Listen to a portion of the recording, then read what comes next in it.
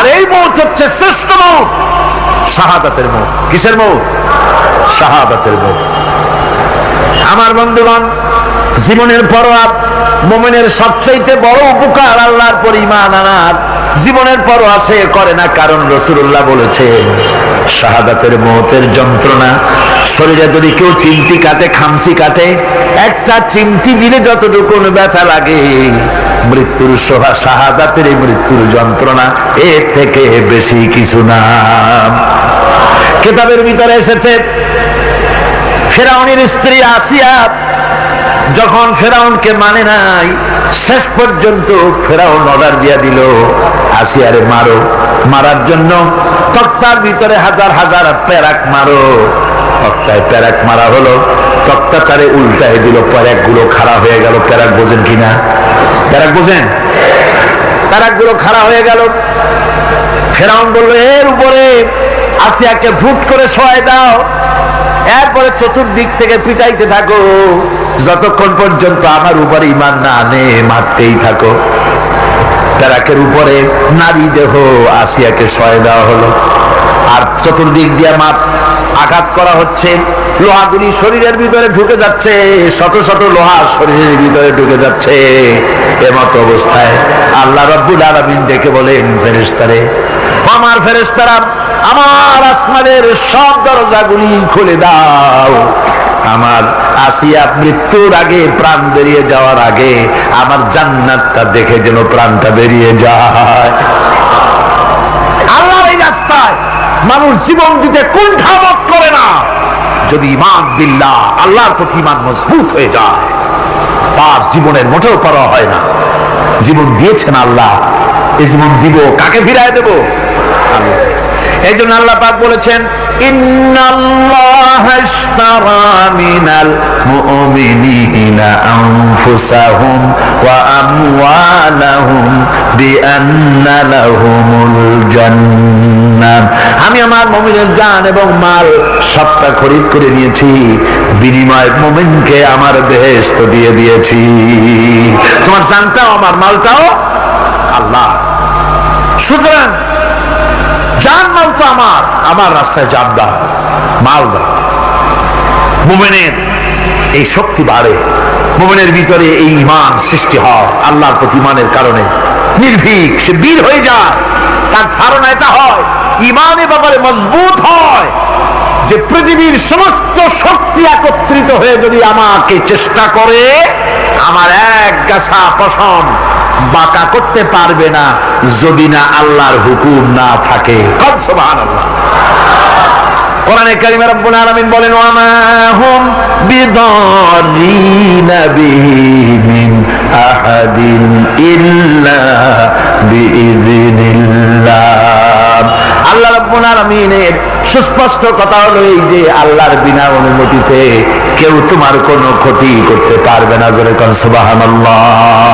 কেউ ক্ষতি করতে পারবে না। আবার নির্ধারিত সময় আসার আগে মৃত্যু তোমার হবে না। মৃত্যুর যখন নির্ধারিত সময় হবে তখনই মৌত হবে, এর আগে হবে না। আল্লাহ পাক বলেছেন, ওয়া মা কানা লিনাফসিন আন তামুতা ইল্লা বিইযনিল্লাহি কিতাবাম মুআজ্জালা। আল্লাহ পাক বলেন, আমার নির্ধারিত সময় আসার আগে, এক সেকেন্ড আগে মরবে না, এক সেকেন্ড পরেও মরবে না। অনেকে বলে অমুকের অকাল মৃত্যু হয়েছে, বলে না? বলে কিনা অকাল মৃত্যু হয়েছিল? বাজে কথা। কিসের অকাল মৃত্যু? কালেই মরছে, হায়াত ওখানেই শেষ। হায়াত থাকতে এক সেকেন্ড আগে, এক সেকেন্ড পরে মৃত্যু হবে না। যখন নির্ধারিত সময় আসবে সেই সময় মরবে, এর আগে বা পরে মৃত্যু হবে। মৃত্যু নির্ধারিত সময়ের আগে মরবে না মানুষ।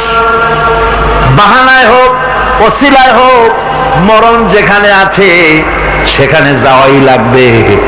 এই জন্যে কবি বলছেন, दो चीज आज दो चीज कसद जोर जोर एके आबेदाना दिगर खा के गोर। দুটি জিনিস মানুষকে টানে, একটা হলো খাদ্য আর একটা হলো মৃত্যু। খাবার যেখানে আছে সেখানে যেতেই হবে, আর মৃত্যু যেখানে আছে সেখানেও যেতে হবে। কোরআনে কারিমে রব্বুল আলামিন বলেন, কুল লাউ কুনতুম ফি বুয়ুতিকুম লাবারাজাল্লাযীনা কুতিবা আলাইহিমুল কাতলু ইলা মাদাজিহিম। আল্লাহ পাক বলেন, হে নবী তুমি বলে দাও, তুমি শোনায় দাও, যাদের ভাগ্যে নিহত হওয়া আছে তারা যদি তাদের বিছানায় শুয়েও থাকে, প্রকোষ্ঠের ভিতরে থাকে, মৃত্যু সেখানে গিয়ে হাজির হবে, ওখানেই মৃত্যু হয়ে যাবে। মৃত্যুর সময় আসতে পরে মানুষকে মোটেই সময় দেওয়া হবে না, সময় যখন আসবে সময় মতো তাকে বিদায় নিতে হবে।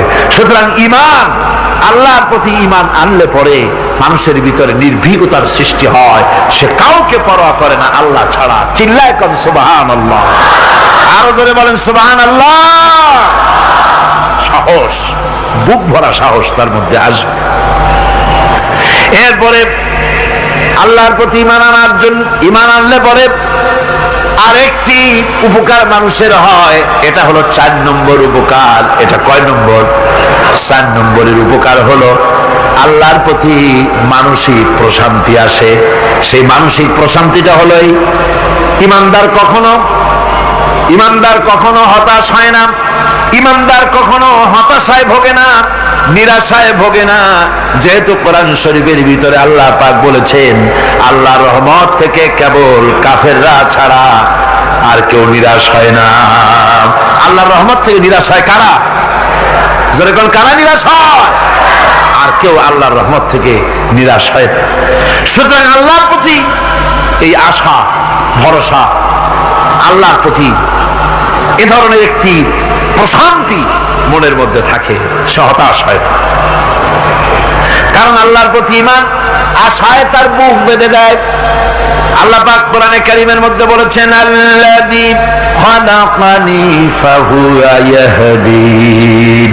আল্লাহ ইব্রাহিম আলাইহিস সালামের মুখ দিয়ে কথা বলেছেন, আল্লাহ হচ্ছেন তিনি যিনি আমাকে সৃষ্টি করেছেন আর আমার হেদায়েতের রাস্তাও তিনি দেখিয়ে দিয়েছেন। ওয়াল্লাযী হুয়া ইউতঈমুনি ওয়া ইয়াসকিন। আর আমি যখন ক্ষুধার্ত হই তিনি আমারে খাওয়ান, আর আমি যখন তৃষ্ণার্ত হই তিনি আমারে পান করান। কে খাওয়ান? কে খাওয়ান আর পান করান কে?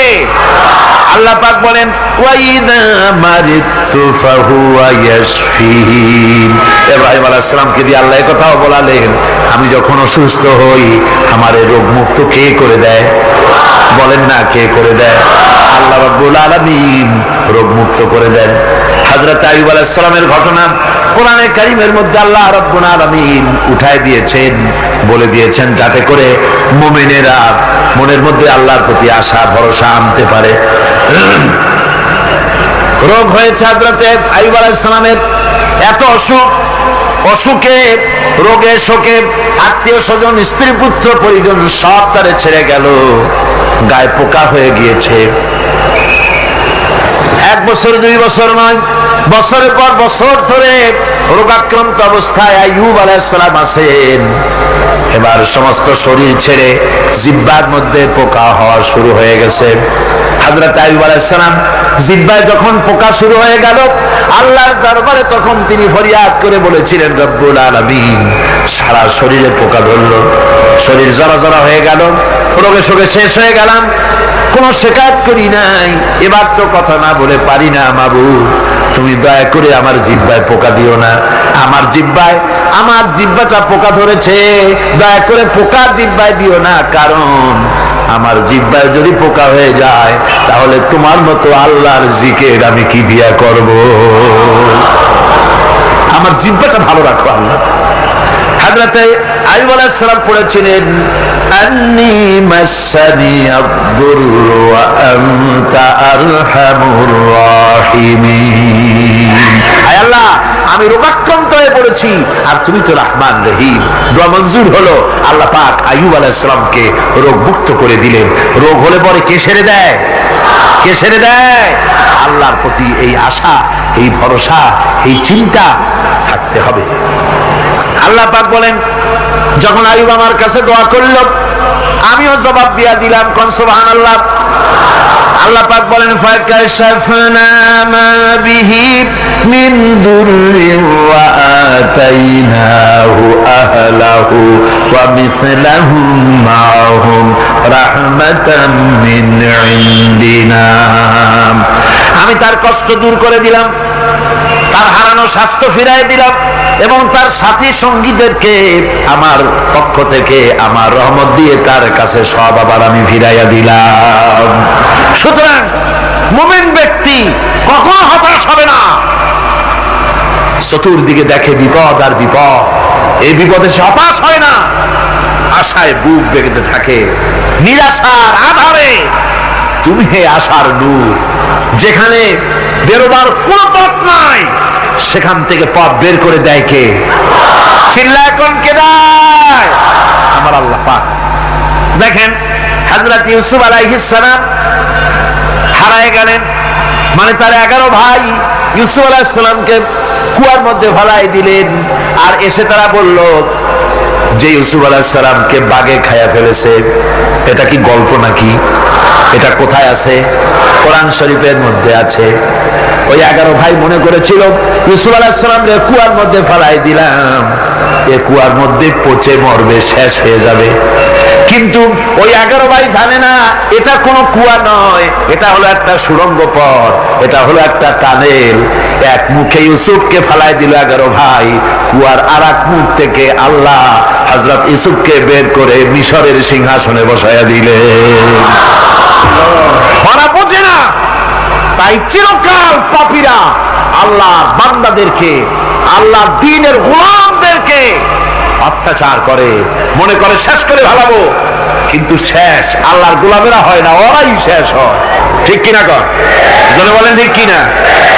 ভাইরা আমার, হযরত ইয়াকুব আলাইহিস সালাম ছেলের চিন্তায় চিন্তায় চোখ দুটো অন্ধ হয়ে গেছে, কাঁদতে কাঁদতে চোখ অন্ধ হয়ে গেছে। কিন্তু হতাশ হন নাই, কারণ হতাশ হবে কেবলমাত্র কাফেরেরা। হতাশ হয় কারা? আল্লাহ বলেছেন হতাশ হয় কাফের, ইমানদার কখনো হতাশ হয় না। হযরত ইয়াকুব আলাইহিস সালাম ছেলে হারাইয়া কি বলতেছেন শোনেন। আল্লাহ তার কথা কোরআনে কারীমের ভিতরে আল্লাহ কি সুন্দর করে উঠায়া দিয়েছেন। হযরত ইয়াকুব পড়তেছেন ফাসাবরুন জামিলুন আসাল্লাহু আইয়াতিয়ানি বিহিম জামিআন ইন্নাহু হুয়াল আলিমুল হাকীম। ফাসাবরুন জামিল, ধৈর্য ধারণ করাই এখন আমার জন্য উত্তম। আমি এখন ধৈর্য ধারণ করব, হয়তো শীঘ্রই আল্লাহ আমার যাদের হারাইছি তাদের সকলকে আল্লাহ আমার কাছে ফিরিয়ে দিবেন। তিনি সুবিজ্ঞ, তিনি প্রচন্ড ক্ষমতার মালিক। আশায় বুক বেঁধে থাকলেন তিনি। আর ইউসুফ আলাইহিস সালাম আজকে প্রেসিডেন্ট, তিনি মিশরের কি তিনি 11 ভাই গেছে সেইখানে খাবার আনার জন্য। হযরত ইউসুফ আলাইহিস সালামের চিনতে কোনো কষ্ট হয় নাই, ওরা তো চেনে নাই, কিন্তু ইউসুফ আলাইহিস সালাম চিনে ফেলেছেন। হযরত ইউসুফ কোনো প্রতিশোধ নিলেন না। হযরত ইউসুফ পরিচয় দিলেন আর বললেন ভয় পাইও না, খাদ্য তোমাদেরকে দিয়া দিব। তোমাদের ব্যাপারে আমার বক্তব্য হচ্ছে লা তাসরিবা আলাইকুমুল ইয়াউম, তোমাদের বিরুদ্ধে আমার কোনো ক্ষোভ নাই, বিদ্বেষ নাই, মাফ করে দিলাম। এই জামাটা নিয়ে যাও, আমার আব্বার জন্য এই জামাটা নিয়ে যাও। জামা নিয়ে যাচ্ছে মিশর থেকে। কোথায়? কেনান। কোথায়? মিশর। মিশর থেকে ইউসুফ আলাইহিস সালামের জামা নিয়ে ছেলেরা কেনানের দিকে যাচ্ছে। আর এদিকে হযরত ইয়াকুব বলতেছেন আমি যেন আমার নাকের ভিতরে ইউসুফের গন্ধ পেতেছি। সুবহানাল্লাহ। জামা চলে এলো, চোখের উপরে তিনি রাখলেন, আল্লাহ চোখ ভালো করে দিলেন। সুবহানাল্লাহ। ভাইরা আমার, এই জন্য যারা আল্লাহর উপরে ভরসা করে, আল্লাহর ঈমান যাদের মধ্যে এসে যায়, ঈমান বিল্লাহর বড় উপকার হলো সে হতাশ হয় না। যত বড় বিপদ হোক হতাশ হয় না। দেখেন ইউসুফ আলাইহিস সালাম কি কেমন করে জুলাইখা ঘেরাও করে ফেলে দিয়েছে। দরজা বন্ধ, তালা বন্ধ, জানালা বন্ধ, সিটকানি মারা, খিল মারা, তালা দেওয়া, বেরোবার কোনো পথ নাই, চতুর্দিকে নগ্ন চিত্র। এবার জুলাইখার কুপ্রবৃত্তিকে চরিতার্থ করতে হবে, খারাপ কাজ করতে হবে, বেরোবার পথ নাই। হযরত ইউসুফ আলাইহিস সালাম তিনি জানেন দরজা সব বন্ধ, পালাবার পথ নাই, কিন্তু আল্লাহ রাব্বুল আলামিনকে তিনি ভয় করলেন। যুবক মানুষ, আল্লাহ রাব্বুল আলামিনকে ভয় করলেন। রব্বুল আলামিনকে ভয় করে তিনি তালাবদ্ধ দরজার দিকে দৌড় মারলেন। রব্বুল আলামিন আপন কুদরতে সবগুলি দরজা খুলে দিলেন। ওয়া মান ইয়াত্তাকিল্লাহা ইয়াজআল লাহু মাখরাজা। যে ব্যক্তি আমারে ভয় করে, আমার পথে চলতে চায়, আমি রাস্তা খুলে দেই। সুবহানাল্লাহ ওয়া বিহামদিহি। সুতরাং ইমানে বুক বাঁধো জওয়ানেরা, তরুণেরা, হতাশ হওয়ার কোনো কারণ নাই, আশায় বুক বেঁধে থাকো। আপনারা বলেন এই পৃথিবীতে ইউনূস আলাইহিস সালাম যে বিপদে পড়ছিলেন, এর চাইতে বড় বিপদ পৃথিবীতে কিছু হতে পারে? আপনাদের চিন্তা বুঝি পারে? এই দিকের লোকেরা কথাই কয় না মুখে। কি বলেন পারে? এত বড় বিপদ চিন্তাও করা যায়। কোরআনে কারীমের মধ্যে আল্লাহ রাব্বুল আলামিন বলেন, ওয়াযান্নুন ইয যাহাবা মুগাদিবান ফাযান্না আন লান নাকদিরা আলাইহি। ইউনূস আলাইহিস সালামকে যখন মাছে গিলে ফেলে দিল, মাছ এবার পানির অতল তলদেশে চলে গেছে। মাছের পেটের ভিতরে দরজা নাই, জানালা নাই, ছিদ্র নাই, পালাবার কোনো পথ নাই। আছে? আছে? ফানাদা ফিল যুলুমাতি আন লা ইলাহা ইল্লা আনতা সুবহানাকা ইন্নী কুনতু মিনাজ জালিমিন। জানেন নাই দোয়া? করেন সবাই। লা ইলাহা ইল্লা আনতা সুবহানাকা ইন্নী কুনতু মিনাজ জালিমিন। আয় আল্লাহ, তোমার পবিত্রতা ঘোষণা করতেছি, তুমি ছাড়া কেউ নাই, আমার তো আর বাঁচার উপায় নাই, আমি আমার উপরে জুলুম করেছি, আর তোমার পবিত্রতা ঘোষণা করতেছি। জিকির করতেছেন তিনি মাছের পেটের মধ্যে বসে। আল্লাহ রাব্বুল আলামিন বলেন, ইউনূস আলাইহিস সালাম মাছের পেটের ভিতরে বসে যে চিৎকারটা মারলেন, দুনিয়ায় কোনো তার বন্ধু বান্ধবেরা শুনে নাই, কোন রাজা বাদশারা শুনে নাই। মাছের পেটের মধ্যে ফানাদা ফিল যুলুমাত, যুলুমাত হলো জমায় কাসির। এখানে তিনটা অন্ধকার ছিল। কয়টা অন্ধকার? একটা হলো মাছের পেটের অন্ধকার, একটা হলো রাতের অন্ধকার, আরেকটা হলো পানির অন্ধকার। ত্রিবিধ অন্ধকারের ভিতর থেকে ইউনূস আলাইহিস সালাম হতাশ হয়ে যান নাই, তিনি চিৎকার মেরে আল্লাহরে ডাক দিলেন। আল্লাহ কয়, আমি ডাক শুনছি, কেউ তোমার ডাক শোনে নাই, আমি তোমার আরশের মালিক, আমি আল্লাহ শুনতে পেয়েছি। শুধু শুনি নাই, জবাব দিয়া দিলাম। ফাস্তাজাবনা লাহু ওয়া নাজ্জাইনাহু মিনাল গাম্মি ওয়া কাযালিকা নুজিল মুমিনিন। পড়েন না সবাই। ফাস্তাজাবনা লাহু ওয়া নাজ্জাইনাহু মিনাল গাম্মি ওয়া কাযালিকা নুজিল মুমিনিন।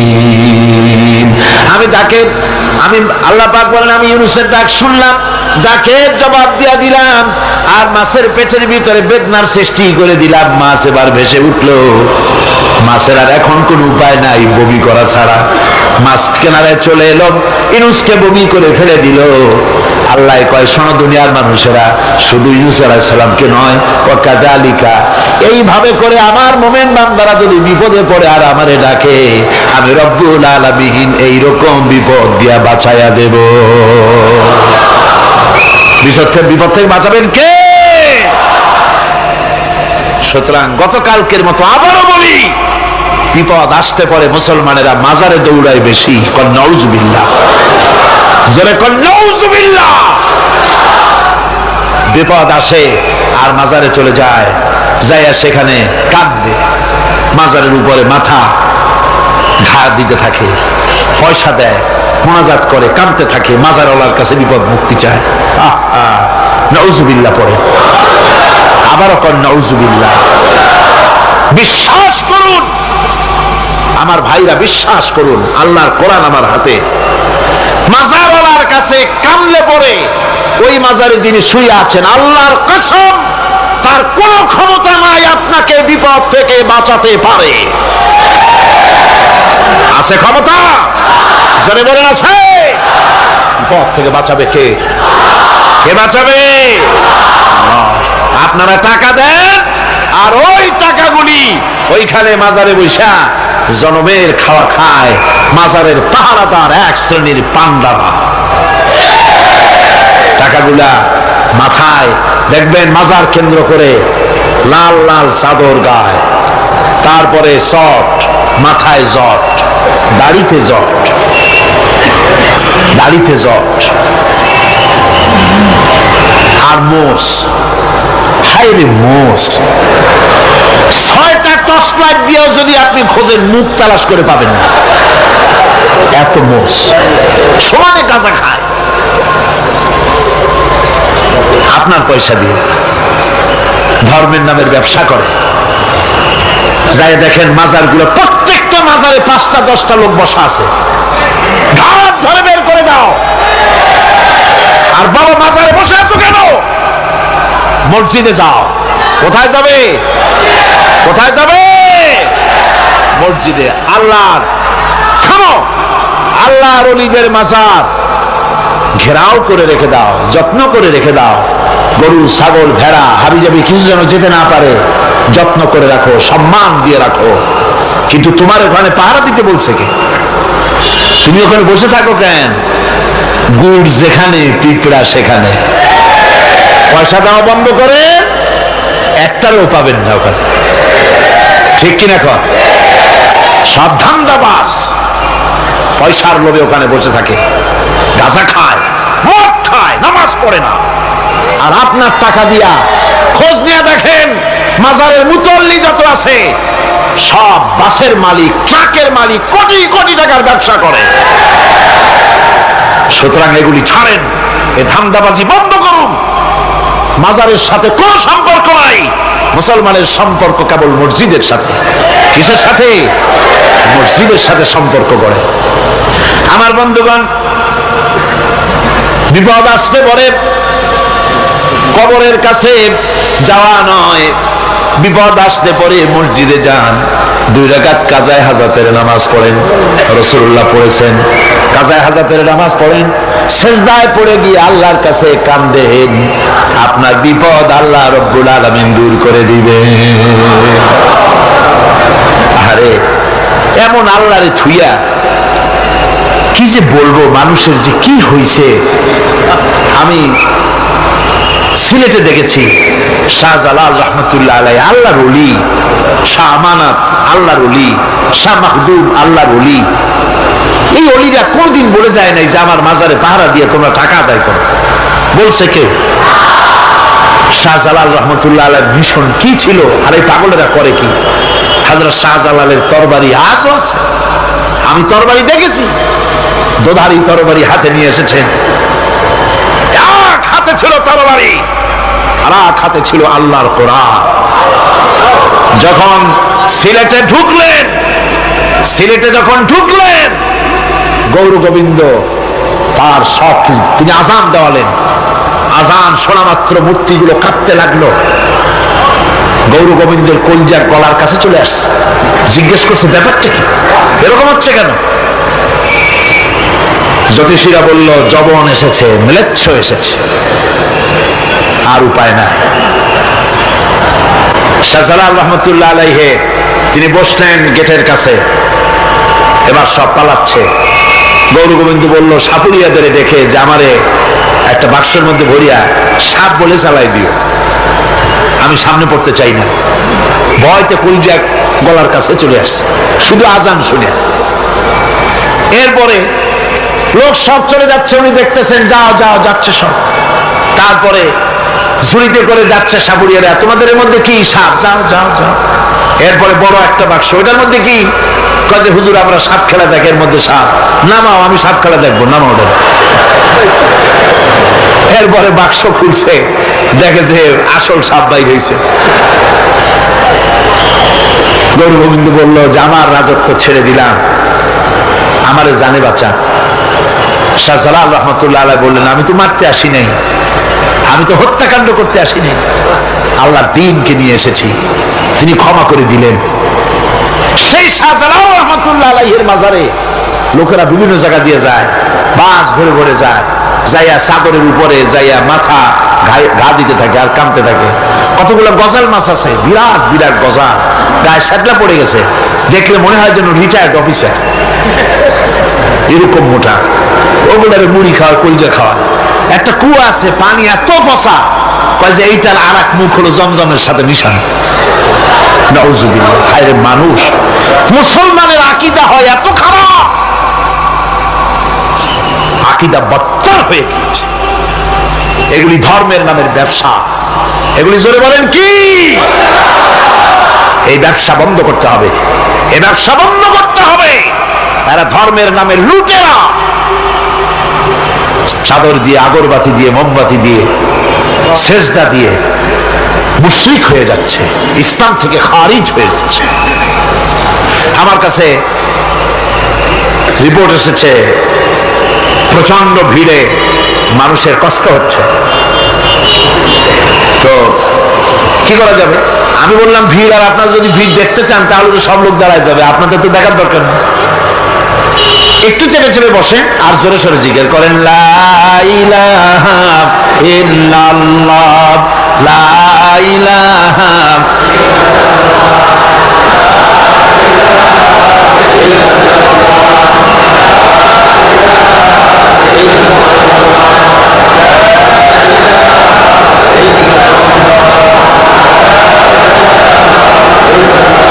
আপনি কিন্তু বসেই এগোতে পারতেন, দাঁড়ালে পরে ডিস্টার্ব হয়, হাঁটলে পরে ডিস্টার্ব হয়। নিজের কপালটারে খারাপ করেন না, এত সুন্দর আল্লাহর কথা শোনা থেকে নিজেকে মাহরুম করতে চেষ্টা করেন না। নিজেও শোনেন, অপরকেও শুনতে দেন। বসেন, মাজা ব্যথা করবে না, আল্লাহ মাজা ব্যথা ভালো বানায় দেবে যত সময় বসবেন। আলহামদুলিল্লাহ। আপনারা বসছেন যে জায়গাটায়, এটা বেহেশতের টুকরা। এটা কি? এটা প্যারেড ময়দান নয়। মাজালিসুল ইলম হিয়া রাওযাতুম মিন রিয়াদিল জান্নাহ। হযরত আলী বলেছেন, যেখানে ইলম চর্চা হয়, কোরআন আলোচনা হয়, হাদিস আলোচনা হয়, সেটা কোনো সাধারণ জায়গা না, সেটা জান্নাতের টুকরা হয়ে যায়। যেরকম সুবহানাল্লাহ। কাজী বেহেশত থেকে শয়তানের জন্য বাইর করিয়া না দেয়, সতর্ক থাকেন। শয়তান কি চায় যে আপনি সারাক্ষণ শোনেন? কি কোন চায়? চায় না। শয়তানের খপ্পরে পড়েন, বসেন আর শোনেন। ইমানদার যখন বিপদে জর্জরিত হতে থাকে তখন সে ভেঙে পড়ে না, তখন অন্ধকারে, বিপদের অন্ধকার বিদীর্ণ করে আলোর এক প্রভা তার চোখের সামনে উদ্ভাসিত হয়ে ওঠে। সেটা কি? সেটা হলো আল্লাহ রাব্বুল আলামিনের বাণী, ফাইন্না মাআল উসরি ইউসরান, ইন্না মাআল উসরি ইউসরা। আল্লাহ পাক বলেন, জেনে রাখো, দুঃখ এবং কষ্টের সাথে রয়েছে সুযোগ আর সুবিধা, আর অসচ্ছলতার সাথে রয়েছে উদার সচ্ছলতা। জোরে কোন সুবহানাল্লাহ। কাজে ভয় পাওয়ার কারণ নাই, হতাশ হওয়ার কারণ নাই। মন আশায় বুক বেঁধে রাখো। গুনাহ করেছ, হতাশ হও না। যুবকদের গুনাহ করা স্বাভাবিক। ইউনিভার্সিটির ছাত্র, কলেজের ছাত্র, প্রফেসর, শিক্ষক, অফিসার ঘুষ খেয়েছেন, জিনা করা হয়েছে, মদ খাওয়া হয়েছে, মিথ্যা কথা বলা হয়েছে, যাই কিছু করেন না কেন ভয় পাওয়ার কারণ নাই, নিরাশ হওয়ার কোনো দরকার নাই। আল্লাহ পাক ডেকে বলেছেন, কুল ইয়া ইবাদিয়াল্লাযীনা সারাফু আলা আনফুসিহিম লা তাকনাতু মির রাহমাতিল্লাহ। আরে আমার আল্লাহর মতো এত ভালো আর কেউ আছে? এত দরদ আর কারো আছে? আমার আল্লাহ বলেন, ও নবী আপনি শুনায় দেন, হে আল্লাহর বান্দারা, তোমরা যারা নিজেদের উপরে বাড়াবাড়ি করেছো, নিজেদের উপরে জুলুম করেছো, অত্যাচার করেছো, আমি আল্লাহর রহমত থেকে নিরাশ হয়ে যেও না। মানুষ যদি অপরাধ করে, বাপের সাথে অপরাধ করেছে, মায়ের সাথে অপরাধ করেছে, মা বাবা সন্তানের চাইতে এত বড় কল্যাণকামী তো আর কেউ নাই, কিন্তু মা বাবা কোনোদিন বলে না আয় আয় আমার ছেলে তোরে মাফ করে দেই, এরকম বলে নাকি? মন চায় ছেলে যদি মাপ চাইতো, খুশি হয়ে মাফ করে দিতাম, কিন্তু কেন যে আসে না, ডাকে না যে আয় মাফ করে দেই। মা বাপ আপনাকে এত ভালোবাসে, সেই মা বাপও আপনাকে বলে না যে আয় মাফ করে দেই। আমার আল্লাহ হচ্ছেন এমন আল্লাহ, আল্লাহ রাব্বুল আলামিন ডাকেন, এ বান্দা খুন করেছিস ফিরে আয়, জিনা করেছিস ফিরে আয়, হত্যা করেছিস ফিরে আয়, চুরি করেছিস ফিরে আয়, কুফরি করেছিস ফিরে আয়, সুদ খেয়েছিস, ঘুষ খেয়েছিস, মদ খেয়েছিস ফিরে আয়, এসে আমার দরবারে চোখের পানি ফেল, আমার দরবারে কাঁদাকাটি কর। ইন্নাল্লাহা ইয়াগফিরুয যুনুবা জামিআ ইন্নাহু হুয়াল গফুরুর রহিম। আমার দরবারে চোখের পানি ফেলে কান, আমি রব্বুল আলামিন জিন্দেগীর গুনাহ মাফ করে দেব। সুবহানাল্লাহ কর, সুবহানাল্লাহ কর। আমার কাছে কান, চোখের পানি খা। আল্লাহ রাব্বুল আলামিনের কাছে বান্দার দুইটা ফোঁটা বেশি প্রিয়। একটা হলো জিহাদের ময়দানে যে রক্ত ফোঁটা দেওয়া হয়, এটা আল্লাহর কাছে প্রিয়। আর আল্লাহর ভয়তে গুনার জন্য লজ্জা করে, অনুশোচনা করে বান্দা যখন চোখের পানি ছেড়ে দেয়, আল্লাহর কাছে এটা অত্যন্ত প্রিয়। নবীজি বলেছেন, বান্দা যখন গুনার ভয়তে, আল্লাহর ভয়তে, জাহান্নামের ভয়তে অনুশোচনা করে যখন চোখ দিয়া পানি ছেড়ে দেয়, ওই চোখের পানি নাকের অর্ধেক আসতে না আসতে আল্লাহ রাব্বুল আলামিন বান্দারে মাফ করে দেয়। আল্লাহ বরদাস্ত করতে পারেন না যে বান্দা কান্দে। আমার ভাইরা, আল্লাহ রহমত, এই পৃথিবীতে আল্লাহর রহমতকে 100 ভাগ করা হয়েছে। আল্লাহর রহমতের কত ভাগ? এই 100 ভাগের 1 ভাগ সারা পৃথিবীতে ছড়াই দেওয়া হয়েছে। আর 99 ভাগ কার কাছে? আল্লাহর কাছে।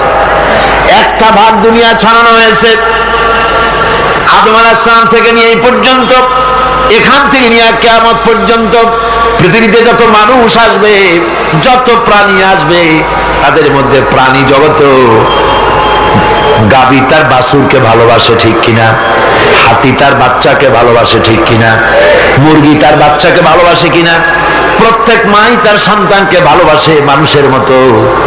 এই ভালোবাসা, এই স্নেহ, এই মমতা, এই করুণা, এই মহব্বত একটা ভাগ দুনিয়ায় দেওয়ার পর আপনি আর আমি যতটুকুন ভাগে পেয়েছি, সেই মহব্বতে, স্ত্রীর মহব্বতে অস্থির, মায়ের মহব্বতে অস্থির, সন্তানের মহব্বতে অস্থির।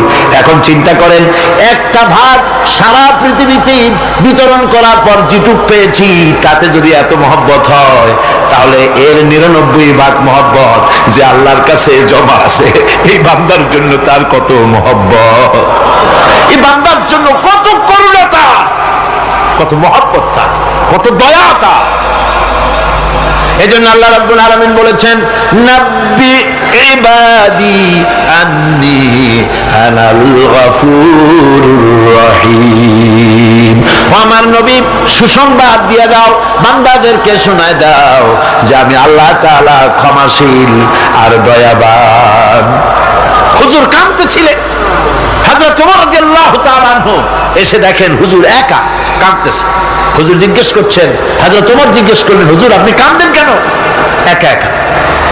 হযরত ওমর বলেন, আমি যখন প্রশ্ন করলাম, নবীজি বললেন, আমার কাছে কিছু আগে জিবরাইল এসেছিলেন, জিবরাইল এসে আমাকে বললেন, আল্লাহ পাক বলেছেন, হে আমার নবী, ইসলামের ভিতরে থেকে যে সমস্ত মানুষগুলো ইসলামের ভিতরে থেকে চুল আর দাড়ি পাকায় দিছে, কিয়ামতের দিন এই লোকগুলারে আমি শাস্তি দিতে আমার শরম হবে। হযরত ওমর বলেন, হুজুর উম্মতের জন্য কত বড় খোঁজ খবর এটা, আর আপনি কাঁদতেছেন। হুজুর বলেন, ওমর তুমি জানো না আমার কান্নার কারণ ভিন্ন। আমার কান্নার কারণ হলো যে আল্লাহ রাব্বুল আলামিন কিয়ামতের দিন দাড়ি চুল পাকা বান্দারে শাস্তি দিতে শরম করবেন। সেই দাড়ি চুল পাকা বান্দাগুলি আল্লাহর সাথে নাফরমানি করতে শরম করে না। আমি এই লজ্জায় কাঁদতেছি।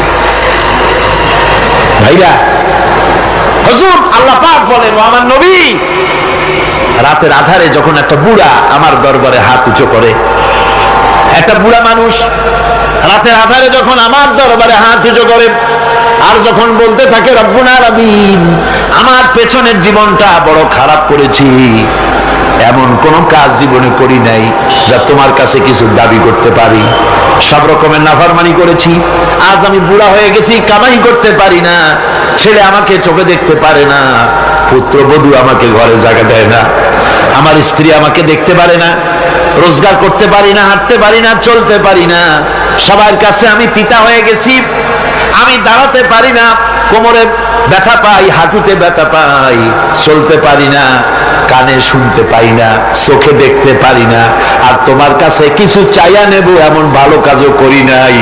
এইভাবে যখন বান্দা কাঁদতে থাকে আমার দরবারে, ও আমার হাবিব আমার রহমতের দরিয়ায় জোশ মেরে যায়, আমার শরম হয় এই বুড়াটারে কেমনে খালি হাতে ফিরাইয়া দেই। সুবহানাল্লাহ, সুবহানাল্লাহ। আমার আল্লাহর এত দয়া, আমার আল্লাহর এত মায়া, এত মহব্বত। আমার আল্লাহ রাব্বুল আলামিন বলেন, ওয়াইযা সালাকা ইবাদি আন্নী ফাইন্নী করিব। আমার হাবিব, আমার বান্দা আমার ব্যাপারে প্রশ্ন করে, আমি বান্দার একদম নিকটে।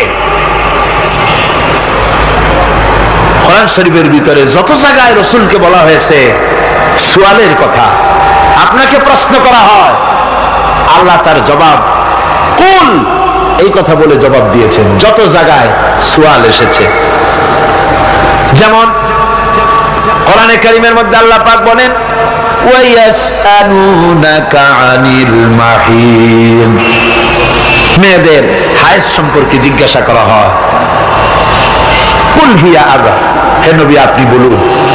এভাবে করে কুল দিয়ে জবাব দেওয়া হচ্ছে। আবার প্রশ্ন করা হচ্ছে, ওয়ায়াসআলুনাকা আনিল আনফাল, এই গনিমতের মাল সম্পর্কে হুজুর আপনাকে, হে নবী আপনাকে প্রশ্ন করা হয়। আল্লাহ কুল দিয়ে জবাব দিলেন, আল্লাহ বলেন আপনি বলেন। ওয়ায়াসআলুনাকা আনিল খামরি ওয়াল মাইসির, আল্লাহ পাক বলেন নবী আপনারে প্রশ্ন করা হয়, কুল ফীহিমা ইসমুন কাবীর, আল্লাহ কুল দিয়া বললেন তুমি বলো। আবার বলা হলো, ওয়ায়াসআলুনাকা আনিল আহিল্লা কুল হিয়া মাওয়াকিতু লিন্নাস, ও নবী আপনাকে প্রশ্ন করা হয় চাঁদের ক্রমবর্ধমান এবং ক্রমহ্রাস, এই যে বাড়ে আর কমে, পূর্ণিমা হয় অমাবস্যা হয়, কেন হয় আপনি বলুন। কুল, আপনি বলেন এটা আমি অক্ত এবং সময়, বছর আর দিন গণনা করার জন্য পৃথিবীবাসীদের জন্য বিনা পয়সায় একটা ক্যালেন্ডার বানাইয়া আকাশে ঝুলাই রেখেছি। এভাবে যত জায়গায় এসেছে আপনাকে প্রশ্ন করা হয়, তত জায়গায় আল্লাহ জবাব দিয়েছেন কুল আপনি বলেন। গোটা কোরআন শরীফের ভিতরে এই একটি মাত্র জায়গা যেখানে বলা হয়েছে আপনাকে প্রশ্ন করা হয়, আল্লাহ এখানে বলতে পারতেন কুল আপনি বলেন, আল্লাহ তোমাদের নিকটবর্তী, এভাবে জবাব হয় নাই। এটা কায়দাটা হলো এই, আল্লাহ বলতেছেন ওয়াইজা সালাকা ইবাদি, ও আমার নবী প্রশ্ন তো আমার বান্দারা আমার ব্যাপারে করেছে, এবার আপনার জবাবের কোনো দরকার নাই, প্রশ্ন আমার ব্যাপারে আমি নিজে জবাব দিয়ে দেই, ফাইন্নী করিব।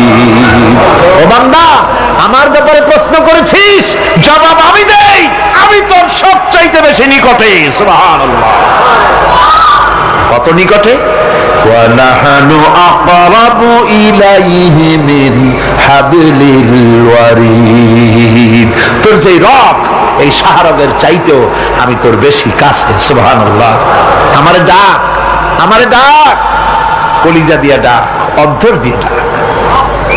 মনের থেকে মানুষ যদি ডাকে, মুখের ডাক আর মনের ডাক এক জিনিস নয়। দিল সে জুবাত নিকলতি है असर रखती है पर नहीं मगर ताकते परवाज रखती है। দিল থেকে যে কথা বেরোয় তা প্রভাব বিস্তার করে, ডানা নাই কিন্তু ওড়ার ক্ষমতা রাখে। মনের কথাই ভিন্ন। মন থেকে, দিল থেকে, কলিজা থেকে, অন্তরের গভীর কন্দর থেকে মুহাব্বতের সাথে কেউ যদি একবার বলে আল্লাহ, বলেন আল্লাহ, আল্লাহ, আল্লাহ। আল্লাহ রাব্বুল আলামিন বলেন, অন্তরের অন্তঃস্থল থেকে একটি বার যদি বান্দা বলেন আল্লাহ, আল্লাহ বলেন 70 বার সাড়া দিয়া জিজ্ঞেস করি, বান্দা কি চাও, আমি তোমার কাছে আছি। সুবহানাল্লাহ, আমি তোর একদম কাছে, কি চাস বল, বল আমার কাছে। এমন দয়াবান, এমন মেহেরবান, এমন আল্লাহ আমাদের। সে আল্লাহ রাব্বুল আলামিন তিনি বলছেন, وقال ربكم ادعوني استجب لكم। তোমাদের রব বলেছেন আমারে ডাকো, আমি আল্লাহ ডাকের সাড়া দিয়া দেব। সুবহানাল্লাহ। কারে ডাকতে হবে? কারে ডাকতে হবে? এই বিশাল জনসমুদ্র একদিকে চিল্লা এখন কারে ডাকতে হবে? কোন পীর সাহেবকে নয়, আল্লাহর কসম কোন খাজা বাবাকে নয়, ডাকতে হবে কারে? চিল্লা এখন কারে? ওয়াকালা রাব্বুকুম উদউনি, তোমার রব তোমাকে বলতেছে আমারে ডাকো, আস্তাজিব লাকুম, আমারে ডাকবে আমি সাড়া দিয়ে দেব। সুবহানাল্লাহ। আল্লাহকে ডাকেন, কি চাই আপনার বলেন, কি চাই? আল্লাহর কাছে চান, আল্লাহ দিয়ে দিবেন। দেওয়ার জায়গা আল্লাহর কাছে চাইবেন, আল্লাহ দিবেন। দেওয়ার জায়গা, চাওয়ার জায়গা হলো সেজদায় পড়ে যাবেন। আমার ভাইয়েরা, জায়গাটা চিনাই দিলাম। মাজারে যাওয়া লাগবে না, কবরে যাওয়া লাগবে না। 2 রাকাত নামাজ পড়ে সেজদায় পড়ে গিয়া যত বিপদ আছে, মুসিবত আছে, সেজদার মধ্যে চোখের পানি ছেড়ে দেন আর কেন্দে কেন্দে জীবনের কথা বলেন। আল্লাহ রাব্বুল আলামিন আপনার আওয়াজ শুনবেন আর দোয়া কবুল করে নেবেন। কাঁদতে হবে আল্লাহর কাছে। কার কাছে? আল্লাহর কাছে। আর এরপরে সে যদি আমি আল্লাহর কাছে ক্ষমা চাই, ইয়াজিদিল্লাহ গাফুরার রহিমা, সে আমি আল্লাহকে গফুর এবং রহিম হিসাবে পাবে। সুবহানাল্লাহ। আল্লাহকে গফুর এবং রহিম হিসাবে পাওয়া যাবে। সব আল্লাহকে বলতে হবে, গুনাহ মাফ চাইতে হবে। এই জন্য হুজুর সাল্লাল্লাহু আলাইহি ওয়াসাল্লাম দৈনিক 100 বার তওবা করতেন। কোন হাদিসে আছে 70 বার, কোন হাদিসে আছে 100 বার তওবা করতেন। নামাজের পরে তো প্রত্যেক নামাজই পড়তেন হুজুর, সালাম ফিরাতেন আর সাথে সাথে বলতেন আল্লাহু আকবার, আস্তাগফিরুল্লাহ, আস্তাগফিরুল্লাহ, আস্তাগফিরুল্লাহ। মনে থাকবে আপনাদের? মনে থাকবে? সালাম ফিরাইয়া কি বলবেন? না, সালাম ফিরাবার সাথে সাথে বলবেন আল্লাহু আকবার, তারপরে পড়বেন আস্তাগফিরুল্লাহ, আস্তাগফিরুল্লাহ, আস্তাগফিরুল্লাহ। তওবা করবেন, আল্লাহর কাছে সবসময় গুনাহ মাফ চাইতে থাকবেন, বিনীত থাকবেন। আল্লাহকে পাওয়া যাবে, তাকে রহিম হিসেবে পাওয়া যাবে। সুতরাং ঈমান বিল্লাহ, আল্লাহর প্রতি ঈমান আনলে পরে 4 নম্বরের যে উপকারটা হবে সেটা হলো হতাশায় ভুগবে না, নিরাশায় ভুগবে না, আশায় বুক বেঁধে উঠবে, ঈমান মজবুত হবে, আল্লাহর কাছে মানুষ বিনয়ী হয়ে যাবে। এবার 5 নম্বরের উপকার আমি বলছিলাম, ঈমান বিল্লাহ, আল্লাহর প্রতি ঈমান আনলে পরে অসংখ্য উপকার হয়, অসংখ্য বৈশিষ্ট্য আছে। এর 6টা উপকারের কথা আমি বলবো। কয়টা? অসংখ্য উপকারের ভিতরে প্রধান 6টি উপকারের কথা বলবো। এর বললাম কয়টা? 7টে বলছি। এবার বলো 5ম উপকারের কথা। আল্লাহর প্রতি আপনি পূর্ব পশ্চিমে কতবার মুখ ঘোরালেন, এটাই কিন্তু আপনার আসল সৎ কাজ নয়। আসল সৎ কাজ হলো আল্লাহর প্রতি ঈমান আনা। এই ঈমানের ব্যাপারে 3টা দিন আমরা পার করে দিলাম, এখনো কথা শেষ হয় নাই। আল্লাহর প্রতি ঈমান আনলে পরে যে উপকারটা হবে পঞ্চম নম্বরে, সেটা হলো কঠোর এবং কঠিন বিপদের ভিতরে বান্দার ভিতরে অবিচলতা এবং ধৈর্যের সৃষ্টি হয়ে যাবে। আলহামদুলিল্লাহ। কঠিন বিপদ মুসিবত আসলে পরে সে অবিচল থাকবে। সারা দুনিয়ার বিপদ আপদ, শত্রুতা, দুঃখ, কষ্ট, মুসিবত, জুলুম, নির্যাতন সবকিছু পাহাড়ের মতো উঁচু হয়ে তাকে ঘিরে ফেলবে, কিন্তু তাকে এক চুলও নাড়াতে পারবে না। আলহামদুলিল্লাহ। সারা পৃথিবী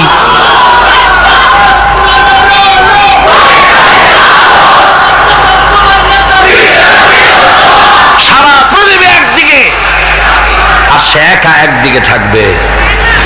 বিরোধিতা তো হবেই, বিপদ তো আসবেই। কবি বলতেছেন, সাথে জাকা রহা হ্যায় আসল সে তা ইমরোজ, সাথে জাকা রহা হ্যায় আসল সে তা ইমরোজ, চরাগে মুস্তফাবি সে শরারে বুলহাবিস। সে আবহমান কাল থেকে শুরু করে মুস্তাফা সাল্লাল্লাহু আলাইহি ওয়াসাল্লামের দীপ শিখার সাথে আবু জাহেল, আবুল আহাবের অগ্নিস্ফুলিঙ্গের টক্কর লেগেই আছে। রাসূলুল্লাহ আল্লাহর দেওয়া এই বিধান, এই দ্বীনের বাতিটা টিম টিম করে জ্বলেছে। আর গোরকি, টর্নেডো, হাজার হাজার মাইল বেগে হ্যারিকেন এসেছে, গোরকি এসেছে, টর্নেডো এসেছে, টাইফুন এসেছে, কিন্তু এই আলো নিবাইতে পারে নাই। সুবহানাল্লাহ। এই আলো নিবাতে পারে নাই। এই শত্রুতা চিরকালের, নিবাতে পারবে না।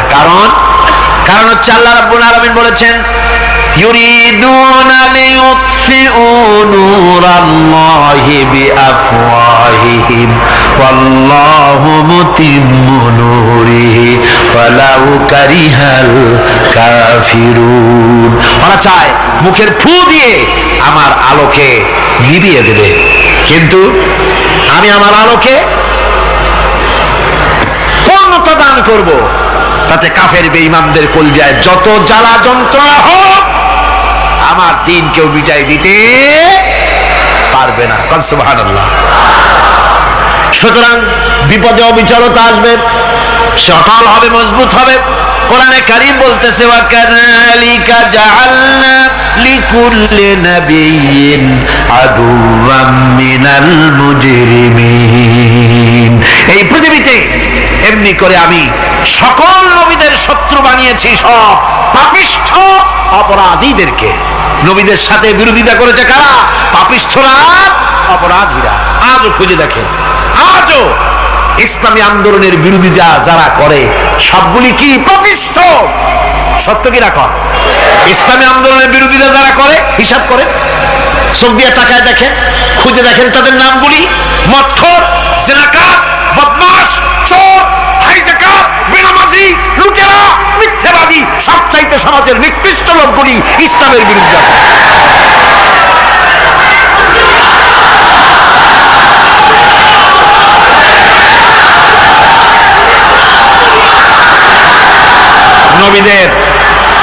নবীদের শত্রু আল্লাহ বলেন, সব যুগে নবীদের সাথে শত্রুতা করেছে পাপিষ্ঠরা। আল্লাহর কথা। কার কথা?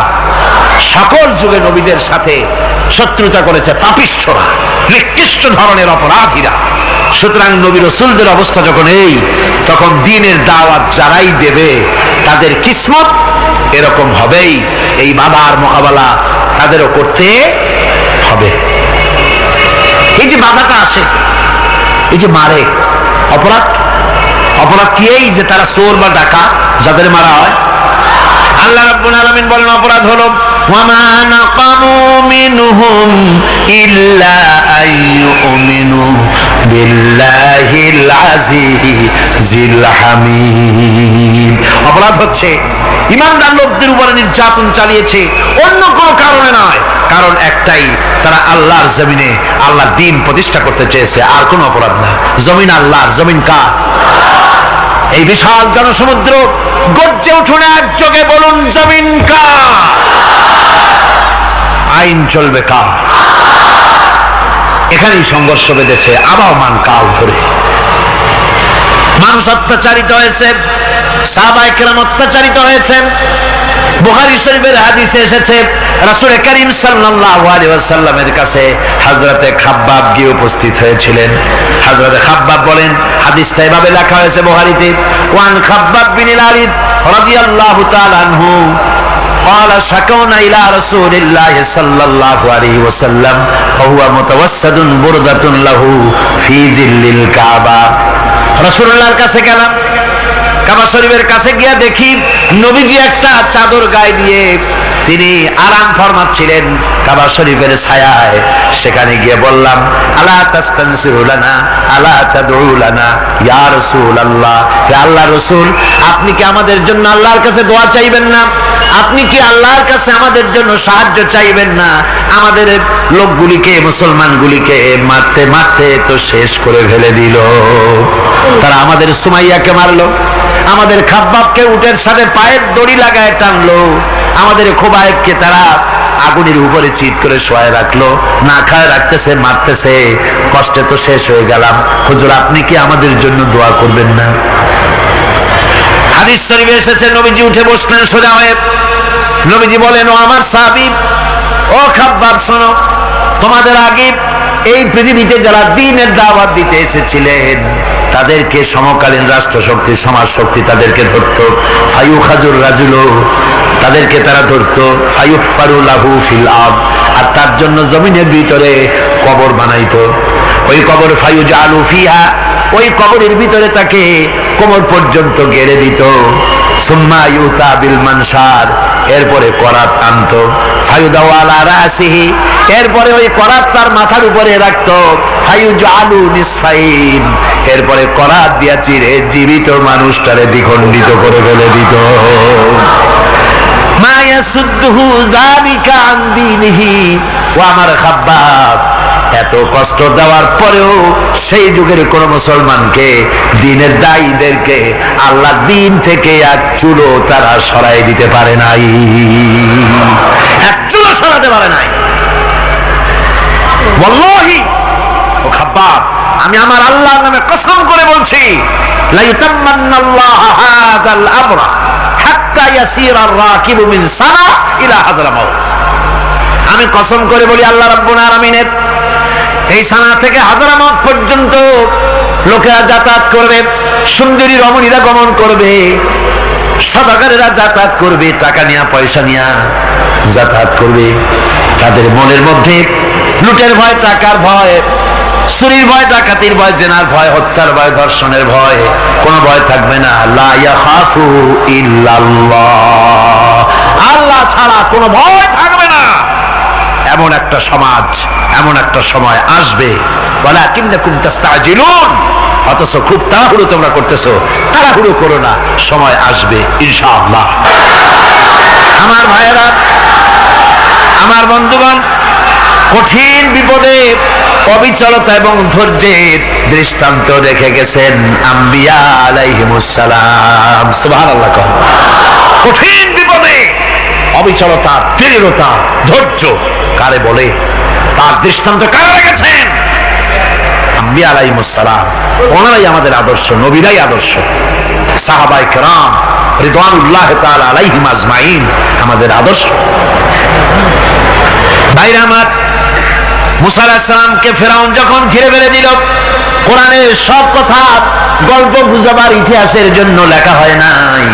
কোরআনের মধ্যে যা লেখা হয়েছে সব বান্দাদের উপদেশের জন্য, যাতে করে লোকেরা চিরটা কাল এর থেকে উপদেশ নিয়ে নিজেদের তৈরি করতে পারে। জোরে বলেন সুবহানাল্লাহ। মুসা আলাইহিস সালামের কথা আল্লাহ বলেন, ফেরাউন তাকে ঘিরে ফেলে দিল, পালাবার রাস্তা নাই। ফালাম্মা تراءى الجمعان قال أصحاب موسى إنا لمدركون। মুসা আলাইহিস সালামের উম্মতেরা বললেন, হে মুসা, পাকড়াও হয়ে গেছি, পালাবার রাস্তা নাই। তিন দিক থেকে আমাদেরকে ঘেরাও করেছে ফেরাউনের শক্তি। সামনে কি? দরিয়া, আর তিন দিকে কি? ঘেরাও আন্দোলন। পালাবার পথ নাই, পালাবার পথ নাই। সারাশি আক্রমণ, ঘেরাও আন্দোলন। এই যে ঘেরাও টেরাও তো আজকে নতুন নাই, ঘেরাও আসছে অনেক আগের থেকে। আসলে কথা বুঝতে পেরেছে? মাইক না থাকলে আমি কি করবো কোন? আজকে এরকম হচ্ছে কেন? আগামীকাল ঠিক হবে ইনশাআল্লাহ, রাগ করেন না। গান হচ্ছে, বসেন বসেন। শয়তান ঢুকছে মাইকের মধ্যে।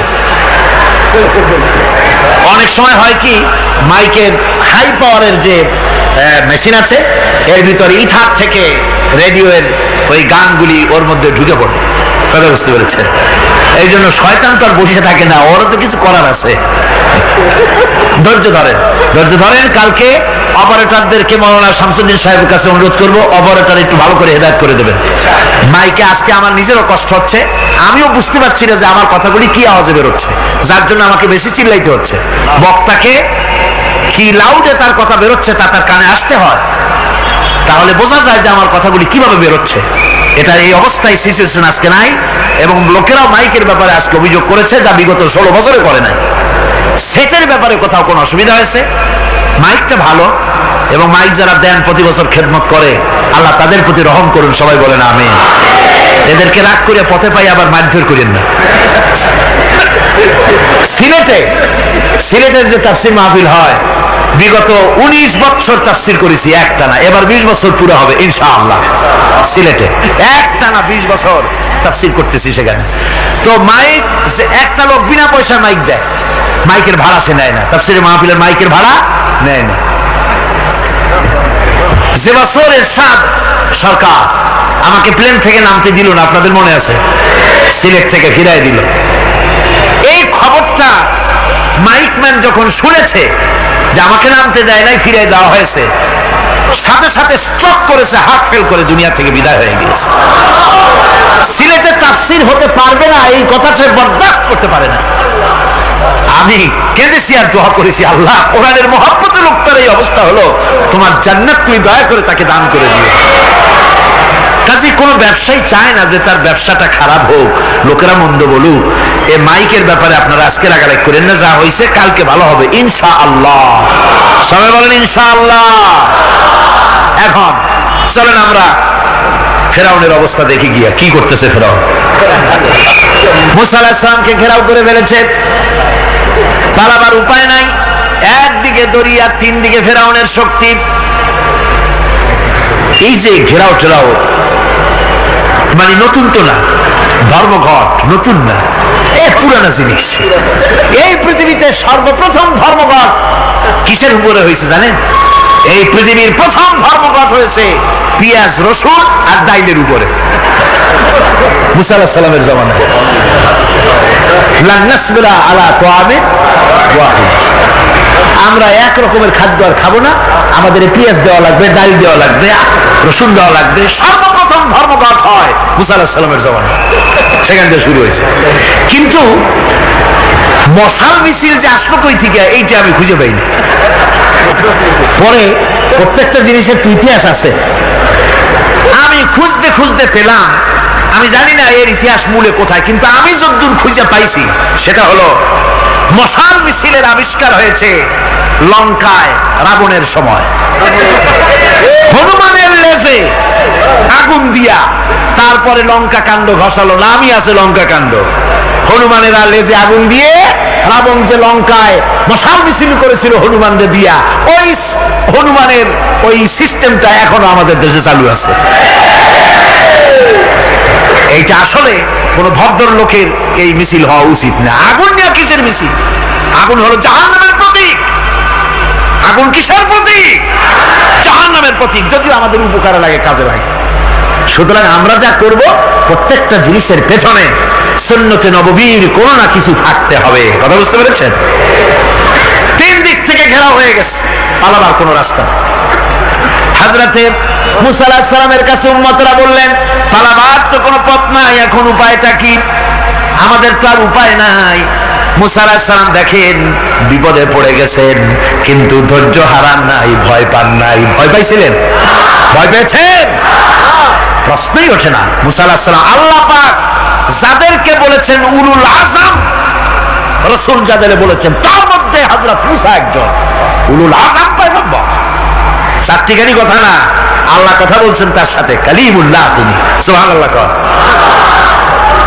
মুসা আলাইহিস সালাম শোনালেন, কাল্লা ইন্না মাইয়া রাব্বি সায়াহদিন। কখনো নয়, আমার উম্মতেরা ভয় পেও না, আমার রব অবশ্যই আমাকে পথ দেখাবে। সুবহানাল্লাহ। তিন দিক থেকে শত্রু, একদিকে দরিয়া, পালাবার কোন রাস্তা নাই, সেখানে দৃঢ়তার সাথে তিনি বলছেন অবশ্যই আমার আল্লাহ আমারে পথ দেখাবে। সুবহানাল্লাহ। নবীরা এই দৃঢ়তা দেখিয়েছেন, অবিচলতা দেখাইছেন। আল্লাহ পাক মুসা আলাইহিস সালাম যখন এই দৃঢ়তা দেখালেন, এই অবিচলতা দেখালেন, সঙ্গে সঙ্গে জিবরাইল এসে হাজির হয়ে গেলেন। আল্লাহ পাক বলেন, ফাআওহাইনা ইলা মূসা আন আদরিব বিআসাকাল বাহরা ফানফালাকা ফাকানা কুল্লু ফিরকিন কাত্তাউদিল আযীম। মুসা আলাইহিস সালামকে আমি ওহী নাযিল করলাম, তাকে বললাম হাতে যে লাঠি আছে, এই লাঠি দিয়ে আঘাত করো দরিয়ার উপরে। দরিয়ার উপরে আঘাত করলেন, একটা রাস্তা হয় নাই, 12টা রাস্তা তৈরি হয়ে গেল, আর দেওয়ালগুলা পাহাড়ের মতো উঁচা হয়ে গেল। দরিয়ার ভিতরে পাহাড়ের মতো উঁচা মজবুত 12টা রাস্তা। এবার মুসা আলাইহিস সালাম তার দলবল নিয়ে চললেন। আল্লাহ রাব্বুল আলামিন বলেন, وأنجينا موسى ومن معه أجمعين। মুসা এবং তার সাথী সঙ্গীদেরকে আমি পার করে দিলাম। মুসা আলাইহিস সালাম এবং তার সাথী সঙ্গী নিয়ে যখন দরিয়ার মাঝখানে আসছে, ফেরাউন তার দলবল নিয়ে এসে গেছে। আসে দেখে নদীর মধ্যে রাস্তা। বাবা, খুব তো কায়দা। ও মনে করছে ওর বাজানের তৈরি করা ডিস্ট্রিক্ট বোর্ডের রাস্তা। ওর লোকজন নিয়ে নেমে গেছে দরিয়ার ভিতরে, ও আসছে মাঝখানে, মুসা আলাইহিস সালাম চলে গেছেন ও পার, দরিয়া পার। মাঝখানে যখন এসে গেল, আল্লাহ রাব্বুল আলামিন পানিকে অর্ডার করলেন কুন। আল্লাহর তো বটন টেপা লাগে না, মুখ দিয়া কোনো হুকুম করা লাগে না, শুধু বলেন কুন। যে ব্যাপারে কুন বলেন ফায়াকুন, সাথে সাথে হয়ে যায়। আল্লাহ বললেন কুন, আর অমনি রাস্তা বন্ধ হয়ে গেল। এবার তুফান শুরু হয়েছে নদীতে, ঢেউয়ের উপরে ঢেউ, মৌজুন কাল জিবাল, পাহাড়ের মতো উঁচু হয়ে হয়ে ঢেউ আসতেছে। দলবল ঘোড়া আর অস্ত্রপাতি যা ছিল সব মরে শেষ। এবার ফেরাউন একা উপরে ওঠে আর নিচে নামে, পানি খেতে খেতে পেটের কাম সারা। জনমের খাওয়া খাইছে পানি, এখন জান যা, বাঁচবার আর উপায় না, বাঁচবার আর উপায় নাই। ফেরাউন তার নিজের জীবন সম্পর্কে হতাশ হয়ে গেল। এবার ফেরাউন বলতেছে, আমানতু আন্নাহু লা ইলাহা ইল্লাল্লাযী আমানাত বিহি বানু ইসরাঈল। আমি ঈমান আনলাম, আমি ঈমান আনলাম আল্লাহ ছাড়া কোনো ইলাহ নাই। ওই আল্লাহর উপর ঈমান আনলাম যে আল্লাহর উপরে ঈমান এনেছে বনি ইসরাঈলেরা। আল্লাহ যাতে ঠিক পায় যে কোন আল্লাহর উপর ঈমান আনছে। বনি ইসরাঈলের আল্লাহর উপর ঈমান আনলাম। আল্লাহ এই তো মুসলমান হয়ে গেছি, এরপরও আমার সুবাও কেন? আল্লাহ রাব্বুল আলামিন জবাবে বলেন, আল আন, এখন ওয়াকাদ আসাইতা ক্বাবলু ওয়া কুনতা মিনাল মুফসিদিন। এখনই ঈমান আনার কথা বলছো, অথচ যুগের পর যুগ, বছরের পর বছর ধরে আমার মানুষের উপরে মন গড়া আইন চালায়েছ, আমার পয়গম্বরের সাথে বেয়াদবি করেছ। আজ তোমাকে আমি ছাড়ছি না, তোমাকে আজকে ছেড়ে দেব না, আমি তোমাকে মারব। আর সমস্ত প্রাণীগুলিকে, স্থলচর প্রাণীগুলিকে আল্লাহ পাক অর্ডার দিয়া দিলেন, এই ফেরাউনের লাশকে ডুবাবি না, পচাবি না, খাবি না। আল ইয়াউমা নুনাজ্জিকা বিবাদানিক, আমি তোমার শরীরে বাঁচায় দেব। পোকে খাবে না, পানিতে পচবে না, মাছে খাবে না, কুমিরে খাবে না, দুনিয়ার কোনো পশুতে খাবে না। আমি তোরে শুটকি বানাইয়া রাখবো, যাতে করে দুনিয়ার সমস্ত ফেরাউন যত যুগে যুগে আসে তোরে দেখে যেন হেদায়েত নিতে পারে। ফেরাউনকে আল্লাহ শুটকি বানায় রাখছে। আমি ফেরাউনদের লাশ দেখেছি ব্রিটিশ মিউজিয়ামে। ফেরাউন তো একটা না, অনেকগুলা। আসলটারে অবশ্য দেখিনি। ব্রিটিশ মিউজিয়ামে ওই ফেরাউনগুলার লাশ যখন অসুবিধা হয়, মমিগুলি, তখন ইংল্যান্ডে নিয়ে যায় চিকিৎসা করাবার জন্য। ছোট্ট কাছে গর্তের ভিতরে, তারপরে চামড়া টামড়া হাড়ের সাথে মিশানো, ওইভাবে চেহারা দেখলে মনে হয় যে সত্যি ফেরাউনিগুলা।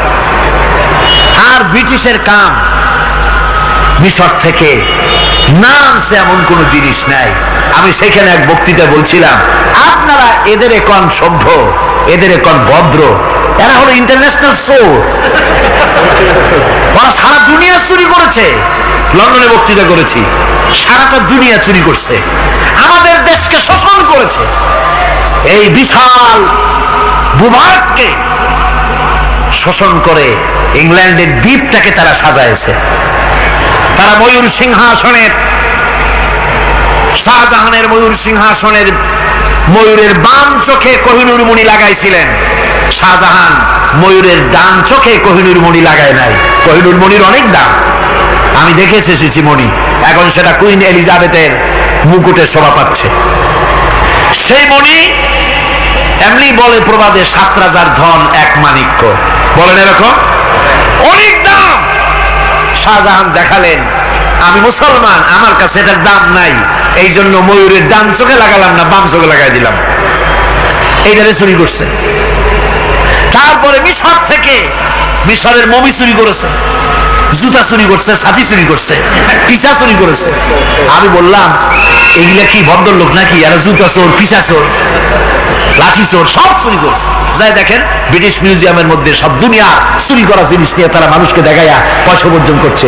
টিপু সুলতানের তরবারিটা পর্যন্ত চুরি করেছে। আজ পর্যন্ত ব্রিটিশ মিউজিয়ামে টিপু সুলতানের তরবারিটা আছে, আমি তরবারিটা দেখে এসেছি। আমার বন্ধুগণ, বলতেছিলাম যে পৃথিবীতে আল্লাহ রাব্বুল আলামিন নবীরা তাদের চরিত্র দিয়ে বিপদের মোকাবেলা করে, দুনিয়ার সামনে কঠিন বিপদের মোকাবেলা করে অবিচলতা, দৃঢ়তা দেখায় গেছেন যে কেমন করে এই পৃথিবীতে বিপদের সামনে মোকাবেলা করতে হয়। ধৈর্য ধরতে হবে। বিপদ আসবে পাহাড় সমান হয়ে, আপনাকে ধৈর্য ধারণ করতে হবে সেভাবে বুক বেঁধে। যেহেতু এটা যদি বিশ্বাস হয় যে আমার কিসমতে যা আছে তার থেকে বেশি কিছু হবে না, তাহলেই আপনার ধৈর্য আসবে, ভয় পাবেন না। কথা ঠিক কিনা কোন? এবারে হযরত হুদ আলাইহিস সালাম সম্পর্কে আল্লাহ রাব্বুল আলামিন বলেন, হযরতে হুদকে যখন ষড়যন্ত্র হলো কাফির বেঈমানেরা তাকে মেরে ফেলার জন্য, যখন সরকারি ষড়যন্ত্রে লিপ্ত হয়ে গেল, হযরতে হুদ সমাজের এই চ্যালেঞ্জের মোকাবেলা করলেন। হযরত হুদ বলেন, ফাকিদুনি জামিআন সুম্মা লা তুনজিরুন ইন্নী তাওয়াক্কালতু আলাল্লাহি রাব্বি ওয়া রাব্বিকুম। আমি, তোমরা তোমাদের ষড়যন্ত্র আমার বিরুদ্ধে যত পারো আমার বিরুদ্ধে ষড়যন্ত্র চালাও, এতটুকুন আমার অবকাশ দিও না। আমি এমন আল্লাহর উপরে ভরসা করেছি যার হাতের ভিতরে তোমাদেরও জান আর আমারও জান। যা পারো তাই করো। সরকার, সমস্ত শক্তি একত্রিত হয়ে আমার মোকাবেলা করো। একদিকে হুদ আলাইহিস সালাম, আর একদিকে গোটা জাতি। হযরত হুদ ভয় পায় নাই। সুবহানাল্লাহ। ঈমান বিল্লাহ মানুষের কলিজাকে এভাবে শক্ত করে দেয়। কোন আলহামদুলিল্লাহ। এবারে এই বিপদের, কঠিন বিপদের মোকাবেলা করে আমার রাসূল যে প্রমাণ দিয়া গেলেন, আমার রাসূল যে কঠিন বিপদের মোকাবেলা করলেন, ভাইয়ের আমার, হিজরতের রাতে সওর পাহাড়ের ভিতরে যখন তিনি আশ্রয় নিলেন, হযরতে আবু বকরের সাথে ছিলেন। হযরতে আবু বকর রাদিয়াল্লাহু তাআলা আনহু বলেন, হুজুর আপনি দাঁড়ান, এটা তো পাহাড়িয়া গুহা, গুহার ভিতরে সাপ থাকতে পারে, বিচ্ছু থাকতে পারে, আমি আগে ঢুকি, বিপদ যদি হয় আমার উপর থেকে হয়ে যাক। গুহার ভিতরে নেমে গুহা সাফ করলেন। এরপরে হুজুরকে ডাকলেন, হুজুর তাশরীফ নিলেন গুহার ভিতরে। এরপরে হুজুর বললেন, আবু বকর, পাহাড়ে হেঁটে হেঁটে 2-3টা পাহাড় পাড়ি দিয়া যাওয়া লাগে সূর পাহাড়ে। মদিনার সোজা রাস্তা হুজুর ধরেন নাই, মেসফালার পথ দিয়া, জাবালে কেদোয়ার উপর দিয়া 3টা পাহাড় পাড়ি দিয়া তারপরে হুজুর গেলেন সোর পাহাড়ে। গুহার ভিতরে হুজুর তাশরিফ নিলেন। বললেন, আবু বকর তুমি বসো, তোমার উরুর উপরে মাথা রেখে আমি একটু আরাম করি। হযরতে আবু বকর বসলেন, হুজুর তার উরুর উপরে মাথা রেখে ঘুমায় গেলেন। আর এরপরে কাফির বেঈমানেরা তালাশ করতে করতে কাফেররা এসে গেল পায়ের চিহ্ন দেখে দেখে গর্তের কাছে। হযরত আবু বকর ভয়তে কেঁদে ফেললেন, আহারে আর তো উপায় নাই, এবার তো ধরা পড়ে গেছি, এবার নবীজিকে মেরে ফেলে দেবে। নবীর মহব্বতে, নিজের মহব্বতে নয়, নবীর মহব্বতে কাঁদতেছিলেন। হুজুর বলেন, হুজুরের ঘুম ভেঙে গেল। বলো, আবু বকর কাঁদো কেন? ছেলের কথা, মেয়ের কথা, বিবির কথা, বাড়ির কথা মনে পড়লো নাকি? হযরত আবু বকর বলেন, ইয়া রাসূলুল্লাহ, আল্লাহর কসম করে বলি, যেদিন ঈমান এনেছি এই কলিজার ভিতরে মা বাপ, স্ত্রী, পুত্র, পরিজন, এমনকি আমার নিজের জীবনের চাইতে আপনারে বেশি ভালোবাসি। কাঁদো কেন? কাঁদো কেন? হযরত আবু বকর বলেন, হুজুর ধরা পড়ে গেছি, কাফেররা এসে গেছে গর্তের কাছে, তাকালি আমাদের দেখতে পাবে, আমরা তো মাইনরিটি, ওরা তো মেজরিটি, আমরা তো ধরে মারি ফেলাই দেবে, আপনাকে মেরে ফেলে দেবে, এই জন্য কাঁদি। আল্লাহ রাব্বুল আলামিন, হুজুর তখন কি দৃঢ়তা, কি অবিচলতা, কি ধৈর্যের পাহাড় সম মনোবৃত্তি তখন দেখালেন। আল্লাহ কোরআন শরীফে চিরকাল যাতে মানুষেরা হেদায়েত নিতে পারে সেজন্য হুজুরের কথা উঠায় দিলেন কোরআনে। আল্লাহ পাক বলেন, ইযহুমা ফিল গার ইয ইয়াকুলু লিসাহিবিহি লা তাহজান ইন্নাল্লাহা মা'ানা। ও বন্ধু, ভয় পেও না, আল্লাহ আমাদের সাথে আছেন। সুবহানাল্লাহ, আল্লাহ আমাদের সাথে আছেন। আমরা মাইনরিটি নই, আমরাই মেজরিটি। আল্লাহ আছে আমার সাথে, ভয় পাওয়ার কোনো কারণ নাই। সুবহানাল্লাহ। আল্লাহ পাক বলেন, ফাআনজালাল্লাহু সাকিনাতাহু আলাইহি ওয়া আইয়াদাহু বিজুনুদিন লাম তারাওহা। আমি এদের অন্তরের ভিতরে আমি শান্তি নাজিল করে দিলাম, প্রশান্তি দিয়া দিলাম, আর আমি সাহায্য করলাম, আর এমন সব সৈন্য পাঠায় দিলাম যে সৈন্যগুলি তোমরা দেখতে পাও নাই। সুবহানাল্লাহ ওয়া বিহামদিহি। ভাইরা আমার, রাসূল করিম সাল্লাল্লাহু আলাইহি সাল্লাম এই বিপদের মাঝে, চরম বিপদের মাঝে অবিচলতা, দৃঢ়তা, কঠিন আত্মনির্ভরতা দেখিয়েছেন। এগুলি হলো ঈমানের ৫ম নম্বরের উপকারিতা। আল্লাহর প্রতি ঈমান আনলে এভাবে পাহাড় সম ঈমান মজবুত হয়ে যায়। জেলের পরোয়া করি না, ফাঁসির পরোয়া করি না, শহীদ হওয়ার পরোয়া করি না, মেরে ফেলে দেবে, উড়ায় দেবে, হত্যা করবে, পরোয়া করি না। পরোয়া করি কেবলমাত্র কাকে? বলে বলেন কারে?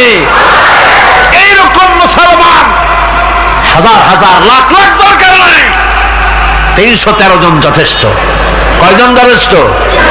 ৩১৩ জন যথেষ্ট। বদরে যারা জান দিয়ে, মাল দিয়ে দিনকে প্রতিষ্ঠিত করেছিলেন, এরকম ৩১৩ জনই যথেষ্ট ছিল। এই দৃঢ়তা, এই অবিচলতা, এই ঈমান, এই ধৈর্য শিক্ষা দেয়, এই উপকার করে ঈমান বিল্লাহ। আল্লাহর প্রতি ঈমান আনলে এভাবে পাহাড়ের মতো শক্ত হয়ে যায় কলিজা। কোন আলহামদুলিল্লাহ। আমার বন্ধুগণ, এবার আমি বলবো সর্বশেষ উপকারের কথাটা বলি, মোনাজাত ছেড়ে দেব। কয়টার কথা বলছিলাম? উপকার ৬টা। ৬টা উপকারের কথা বলেছি। অনেকগুলি বৈশিষ্ট্য, অনেকগুলি উপকারের মধ্যে আল্লাহর প্রতি ঈমানের ৬টা উপকারের কথা ৫টা বলা হয়ে গেছে। এবার ৬ষ্ঠ নম্বর এবং শেষ নম্বর, এটা হচ্ছে আল্লাহর প্রতি ঈমান আনলে পরে তার দ্বারা সবচাইতে বেশি ফায়দা পায় সমাজ এবং রাষ্ট্র। কোন আলহামদুলিল্লাহ, কোন আলহামদুলিল্লাহ। আল্লাহর প্রতি ঈমানের দ্বারা নৈতিক সংশোধন হয় এবং রাষ্ট্র আর সমাজ সবচাইতে বেশি উপকৃত হয়। কারণ হলো ঈমানদার ব্যক্তি আল্লাহর প্রতি যে ঈমান এনেছে তার মনের মধ্যে ধারণা এটা হয়, আমার কোনো কাজ তো গোপন থাকে না। ইন্নাল্লাহা লা ইয়াখফা আলাইহি শাইউন ফিল আরদি ওয়ালা ফিস সামা। আল্লাহর কাছে গোপন বলতে কিছু নাই, আকাশেও নাই, জমিনেও নাই, কোনো কিছু গোপন নাই।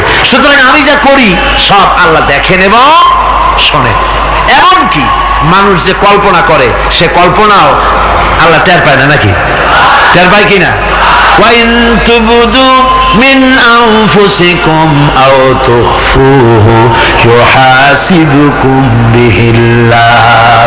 মনের ভিতরে যে কল্পনা করো, আল্লাহ পাক বলেন এই কল্পনারও হিসাব আমি রব্বুল আলামিন তোমার কাছ থেকে নেব। ফায়ুআযযিবু মান ইয়াশাউ, যারে খুশি শাস্তি দেব আর যারে খুশি আমি maaf করে দেব। জোরে বলেন সুবহানাল্লাহ। ফায়াগফিরু লিমান ইয়াশা ওয়া ইউআযযিবু মান ইয়াশা, যারে খুশি maaf করব, যারে খুশি শাস্তি দেব, কল্পনারও হিসাব নেব। এই কথা মুমিনের যদি জানা থাকে তাহলে আর তার কোনো চিন্তা থাকে না, তার নৈতিক চরিত্র ভালো হয়ে যায়। কোন সুবহানাল্লাহ। আমার বন্ধুগণ, ইমানদার লোক, আল্লাহর প্রতি ঈমান আসলে পরে সমাজ উপকৃত হয়, রাষ্ট্র উপকৃত হয়ে যায়। যেহেতু বান্দা জানে আমি দায়িত্বহীন কোনো কথা বলতে পারবো না, দায়িত্বহীন কোনো কাজ করতে পারবো না। আল্লাহ পাক বলেছেন মা ইয়ালফিযু মিন কাউলিন ইল্লা লাদাইহি রাকীবুন আতীদ। বান্দা এমন কোনো কথা বলে না যে কথা আমার ফেরেশতারা রেকর্ড করে না রাখে। কাজী মুমিন ব্যক্তি আল্লাহর ভয়তে দায়িত্বহীন কথা বলবে না। নির্বাচন আসতে পরে রাস্তা সোনা দিয়ে মামলায় দেব, এই করব সেই করব, না খাইয়া কেউ মরবেন না। আসে না নির্বাচনের সময় সেরাগালি বদনারা মঞ্চে দাঁড়িয়ে কত বড় বক্তৃতা করে, ভাইয়ের আমার, বোনের আমার, এবার আমার বোতল মার্কা বাক্স, আপনারা আমাকে ভোট দিয়ে দেশ এবং জাতির আরেকবার 12:30 বাজাইবার সুযোগ দিন। এবার ক্ষমতায় গেলে কেউ না খাইয়া মরবেন না, কিন্তু কি খাইয়া মরবে তাও বলেন। এর মানে প্রতি অর্থ হচ্ছে এই, ওরা যদি ক্ষমতায় যেতে পারে তাহলে বিষ খাইয়া হোক, গুলি খাইয়া হোক, কিছু না কিছু খেয়ে মরতে হবে। একেবারে খালি পেটে মরলে গ্যাস্ট্রিক হওয়ার সম্ভাবনা আছে। ঈমান বিল্লাহ যদি না থাকে, আল্লাহর ভয় যদি না থাকে, তাহলে দায়িত্বহীন কথা বলে। আর আল্লাহর ভয় যদি থাকে তাহলে নৈতিকতার সংশোধন হয়ে যায়, দায়িত্বপূর্ণ কথা বলে, মানুষকে ফাঁকি দেয় না। আমার বন্ধুগণ, আল্লাহ রাব্বুল আলামিন তার বান্দা যারা আল্লাহকে ভয় করে, সে ভয় করা বান্দাগুলির মনের মধ্যে চিন্তা এসে যায় আমি যেখানে থাকি না কেন আল্লাহ আমাকে দেখতেছেন, শুনতেছেন। রাতে হোক দিনে হোক যেখানে আছি আল্লাহ আমারে দেখতেছেন। আল্লাহ পাক বলতেছেন ওয়া হুয়া মাআহুম ইয ইউবাইতুনা মা লা ইয়ারদা মিনাল কওলি ওয়া কানা আল্লাহু বিমা ইয়ামালুনা মুহীতা। আল্লাহ পাক বলেন আমি তো আমার বান্দার নিকটে তখনও থাকি যখন সে গোপনে গোপনে রাতের বেলায় আমার মর্জির খেলাফ পরামর্শ করে। আমার মর্জির খেলাফ পরামর্শ করতেছে রাত্রে, আমি তো তখনও কাছে থাকি, ওটা আমি শুনি। ইমাম যদি আসে তাহলে এই সব কাজ থেকে সে বিরত থাকে। সে যদি কম হয় সেখানেও আল্লাহ, বেশিও যদি হয় সেখানেও আল্লাহ। এমন কোন জায়গা আছে নাকি চিটাগংয়ে যেখানে আপনি একটা আকাম করবেন আর আল্লাহ টের পাবে না? কোন আছে নাকি?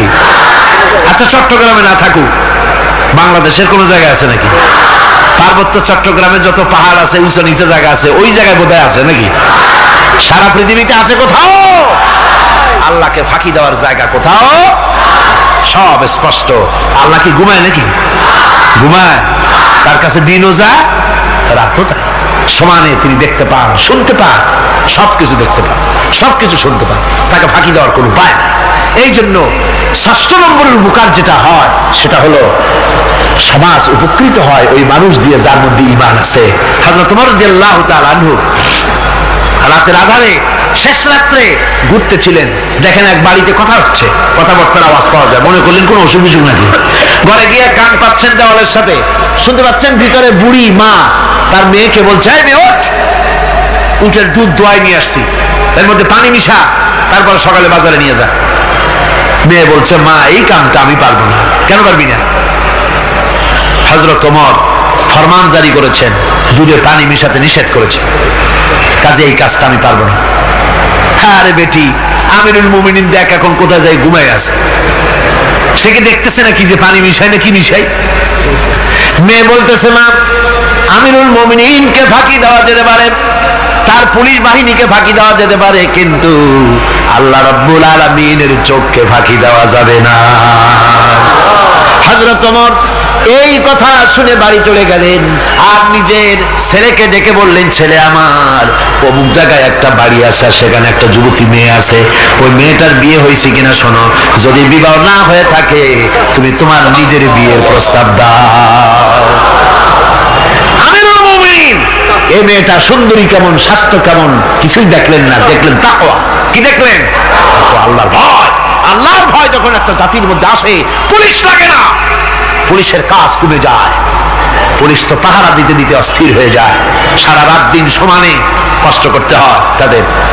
অধ্যাপক মুফিজুর রহমান সাহেব কালকে যে কথাটা বলছিলেন, আসামি পুলিশেরা কত কষ্ট করে জানবাজি করে আসামি ধরে, আর টেলিফোন আসে, হ্যালো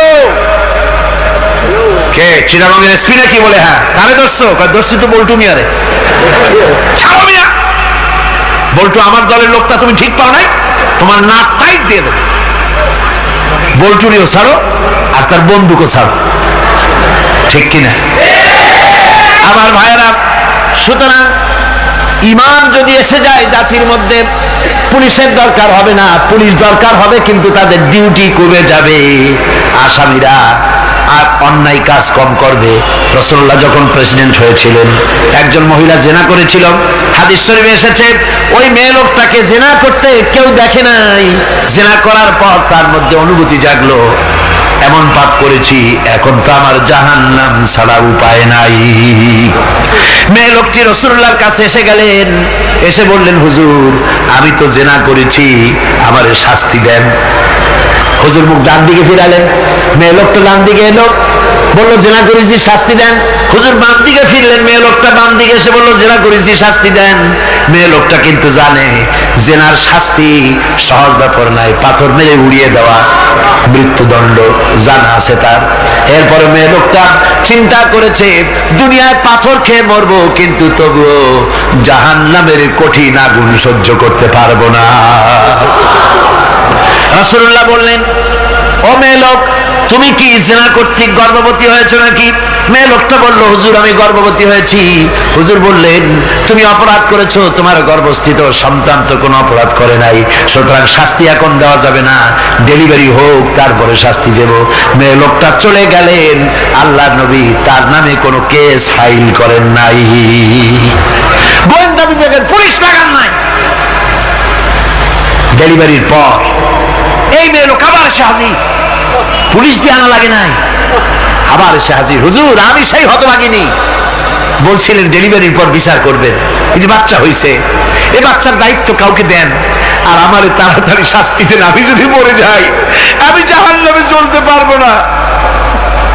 হুজুর বললেন, অপরাধ তুমি করেছো, এই বাচ্চার অধিকার আছে তোমার বুকের দুধ খাবে, আমি সেই অধিকার বাচ্চাকে নষ্ট করতে পারি না, বাচ্চা দুধ ছাড়ুক তারপরে এসো।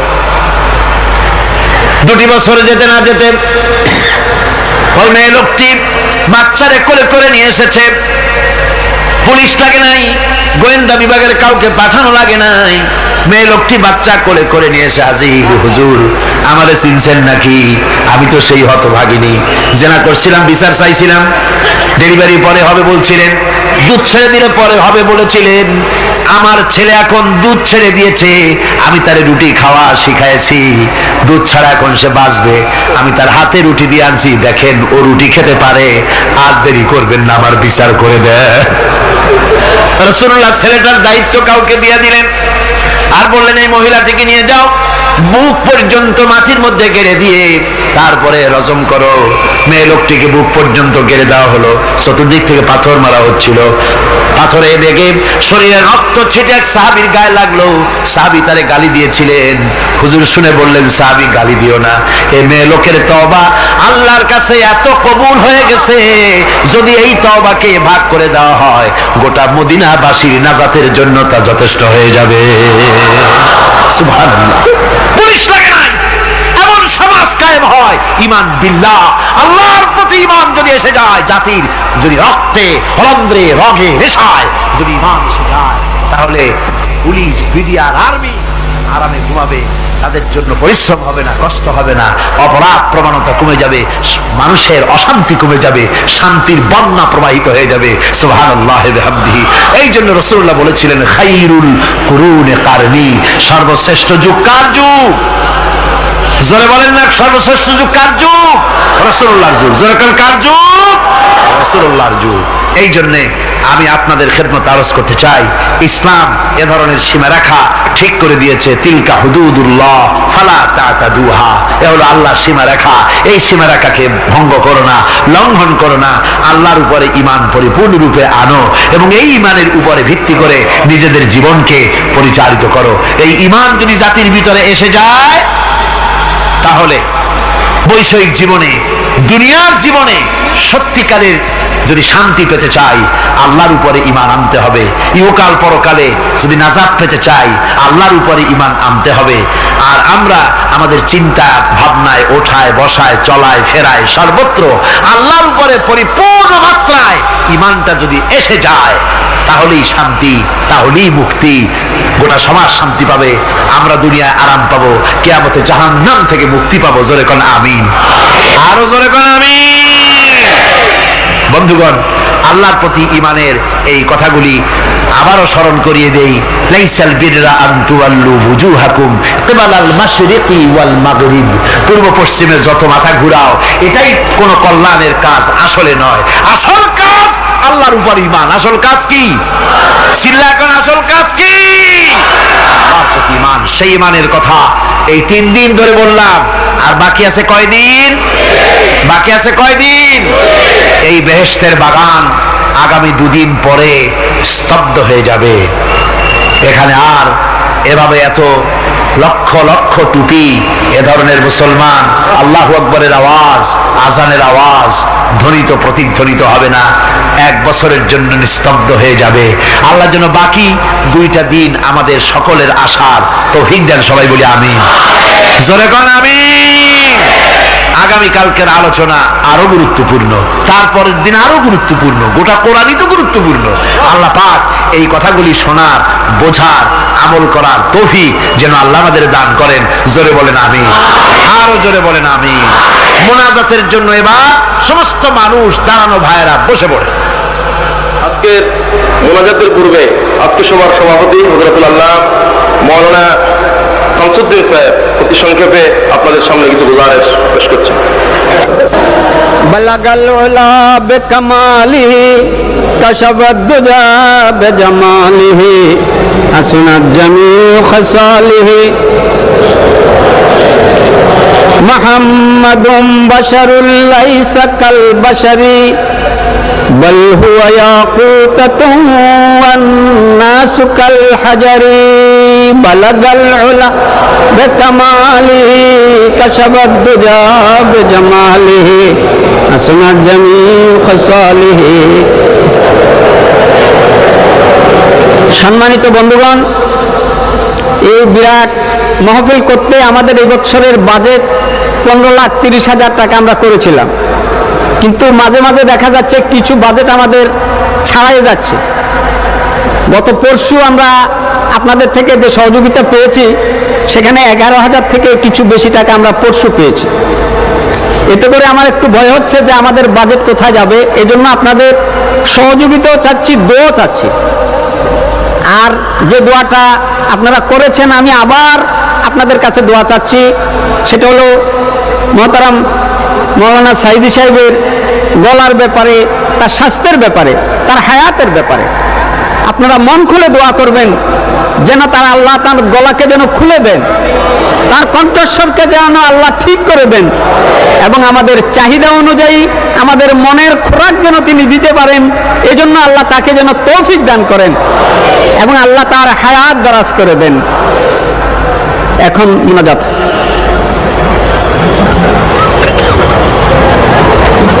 মোনাজাতের পর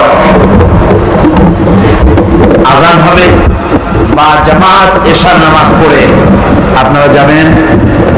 আর যাওয়ার সময়, আসার সময় আপনারা আল্লাহর নামের ধ্বনি দিতে দিতে যাবেন আর আসবেন। গোটা শহর জুড়ে তাফসীর চলাকালীন চট্টগ্রামের আকাশ বাতাস, গাছপালা, তরুলতা, মানুষ, পুরুষ, নারী সবাই যেন টের পায় যেখানে তাফসীরের মাহফিল হচ্ছে। যাবেন এবং আসবেন যখন, মুখ বুঝে যাতায়াত কেন, নারায়ে তাকবীর, আল্লাহু আকবার, ইসলাম ছাড়া অন্য কিছু মানি না, আল কোরআনের আলো ঘরে ঘরে জ্বালো, এসব সুন্দর সুন্দর স্লোগান দিতে দিতে যাবেন, স্লোগান দিতে দিতে আসবেন, আল্লাহর নারা লাগাবেন, আল্লাহর আওয়াজকে বুলন্দ করবেন। আল্লাহ সকলকে তৌফিক দিন, আল্লাহুম্মা আমিন। ربنا ظلمنا أنفسنا وإن لم تغفر لنا وترحمنا لنكونن من الخاسرين ربنا لا تزغ قلوبنا بعد إذ هديتنا وهب لنا من لدنك رحمة إنك أنت الوهاب ربنا فاغفر لنا ذنوبنا وكفر عنا سيئاتنا وتوفنا مع الأبرار ربنا وآتنا ما وعدتنا على رسلك ولا تخزنا يوم القيامة إنك لا تخلف الميعاد আয় আল্লাহ রব্বুল আলামিন, বিশাল এই জনতা নিয়ে তোমার দরবারে হাত তুলেছি রব্বুল আলামিন। কোরআনে কারীমের মাহফিল বড় আশা করে হাত তুলেছি, মেহেরবানি করে আলোচনার সওয়াব রাসূল করিম সাল্লাল্লাহু আলাইহি ওয়াসাল্লামের রূহ মুবারকে পৌঁছায় দাও। तमाम পৃথিবীর মাটির নিচে মুমিন মুমিনাত যারা শুয়ে আছে তাদের রূহের উপরে সওয়াব পৌঁছায় দাও রব্বুল আলামিন। আমাদের মা বাপ যাদের দুনিয়া থেকে বিদায় হয়ে গেছে, কবরগুলিকে জান্নাতের টুকরা বানায়া দাও। রব্বির হামহুমা কামা রব্বায়ানি সগীরা, সবাই পড়েন রব্বির হামহুমা কামা রব্বায়ানি সগীরা। আল্লাহ আমাদের মা বাপ যাদের বেঁচে আছে স্বাস্থ্য ভালো রাখো আল্লাহ, তাদেরকে হায়াতে তাইয়্যিবা দাও, সেহাতে কুল্লিয়া দাও, খাতিমা বিল খাইর করো রব্বুল আলামিন। কোরআনে কারীমের মাহফিলে বড় আশা করে আমরা হাত তুলেছি, আমাদের জিন্দেগির সকল গুনাহ খাতা মাফ করে দাও। আয় আল্লাহ তাআলা, জীবনে বহু গুনাহ করেছি, গুনাহ করে করে জীবনটাকে নষ্ট করে ফেলেছি। আয় আল্লাহ, তুমি দয়া করে মেহেরবানি করে আমাদের জিন্দেগির গুনাহ মাফ করে দাও রব্বুল আলামিন। না বুঝে সওয়াব মনে করে অনেক শিরক বিদআত আমরা করেছি, মনে করেছি ওতে সওয়াব হবে, আমরা বুঝি নাই। আল্লাহ আমাদের ভুল বুঝানো হয়েছে, নিজেরাও ভুল বুঝেছি। এভাবে সওয়াবের নিয়তে শিরক বিদআত আমাদের মধ্য থেকে যা হয়েছে আল্লাহ দয়া করে তুমি আমাদেরকে ক্ষমা করে দাও। আয় আল্লাহ, আমাদেরকে দয়া করে শিরক এবং বিদআত মুক্ত জীবন যাপনের তৌফিক দিয়ে দাও রব্বুল আলামিন। এত বড় বিরাট তাফসীরুল কোরআন মাহফিল, লক্ষ লক্ষ টাকার প্রয়োজন আল্লাহ, টাকা পয়সার অভাব নাই রব্বুল আলামিন। তুমি গানি আর আমরা ফকির। আয় আল্লাহ, এই শহরেতে এমন লোক আছে একজনই মাহফিলের খরচ দিয়ে দিতে পারে। আল্লাহ, তোমার বান্দাদের দিল তুমি নরম বানায়া দাও। কোরআনের মাহফিল কোন বছর ঋণগ্রস্ত থাকে নাই, এবারও যেন থাকে না। আল্লাহ, বাজেট যা আছে তার চাইতে বেশি তুমি মেহেরবানি করে জোগাড় করে দাও রব্বুল আলামিন। আরেকটা দোয়া তোমার দরবারে করি, চেস্তিয়া আর বজনিয়া শেষ হয়ে গেল আল্লাহ, ওদের সাথে আমাদের রক্তের সম্পর্ক নাই, ওদের সাথে আমাদের আত্মীয়তার সম্পর্ক নাই, ওদের সাথে আমাদের শুধু ইমানের সম্পর্ক। আল্লাহ, ওদেরকে মেরে মেরে কাফিররা শেষ করে দিল মাবুদ। বজনিয়ার চেস্তিয়ায় আর একবার তুমি তোমার রহমতের ফেরেশতা পাঠায় দিয়া সাহায্য করো আল্লাহ। কাশ্মীরের মুসলমানদের উপরে আরেকবার সাহায্য করো রব্বুল আলামিন। এই মাহফিল আল্লাহ, যত মানুষ আসে আল্লাহ বড় আশা নিয়ে আসে কোরআনের মাহফিলে, অনেকের রোগ ব্যাধি আছে, তাদের ধারণা কোরআনের মাহফিলে দোয়া কবুল হয়। আল্লাহ, তুমি দয়া করে এই ধারণা তুমি মঞ্জুর করে নাও। যার যত রোগ আছে, বালাই আছে, ব্যাধি আছে, আল্লাহ সকলকে মাফ করে দাও। সুবহান রাব্বিকা রাব্বিল ইজ্জাতি আম্মা ইয়াসিফুন ওয়া সালামুন আলাল মুরসালিন আলহামদুলিল্লাহি রাব্বিল আলামিন। ওয়াজআল আখিরা কালিমাতিনা ইনদাল মাউত লা ইলাহা ইল্লাল্লাহু মুহাম্মাদুর রাসূলুল্লাহ। আসসালামু আলাইকুম ওয়া রাহমাতুল্লাহ।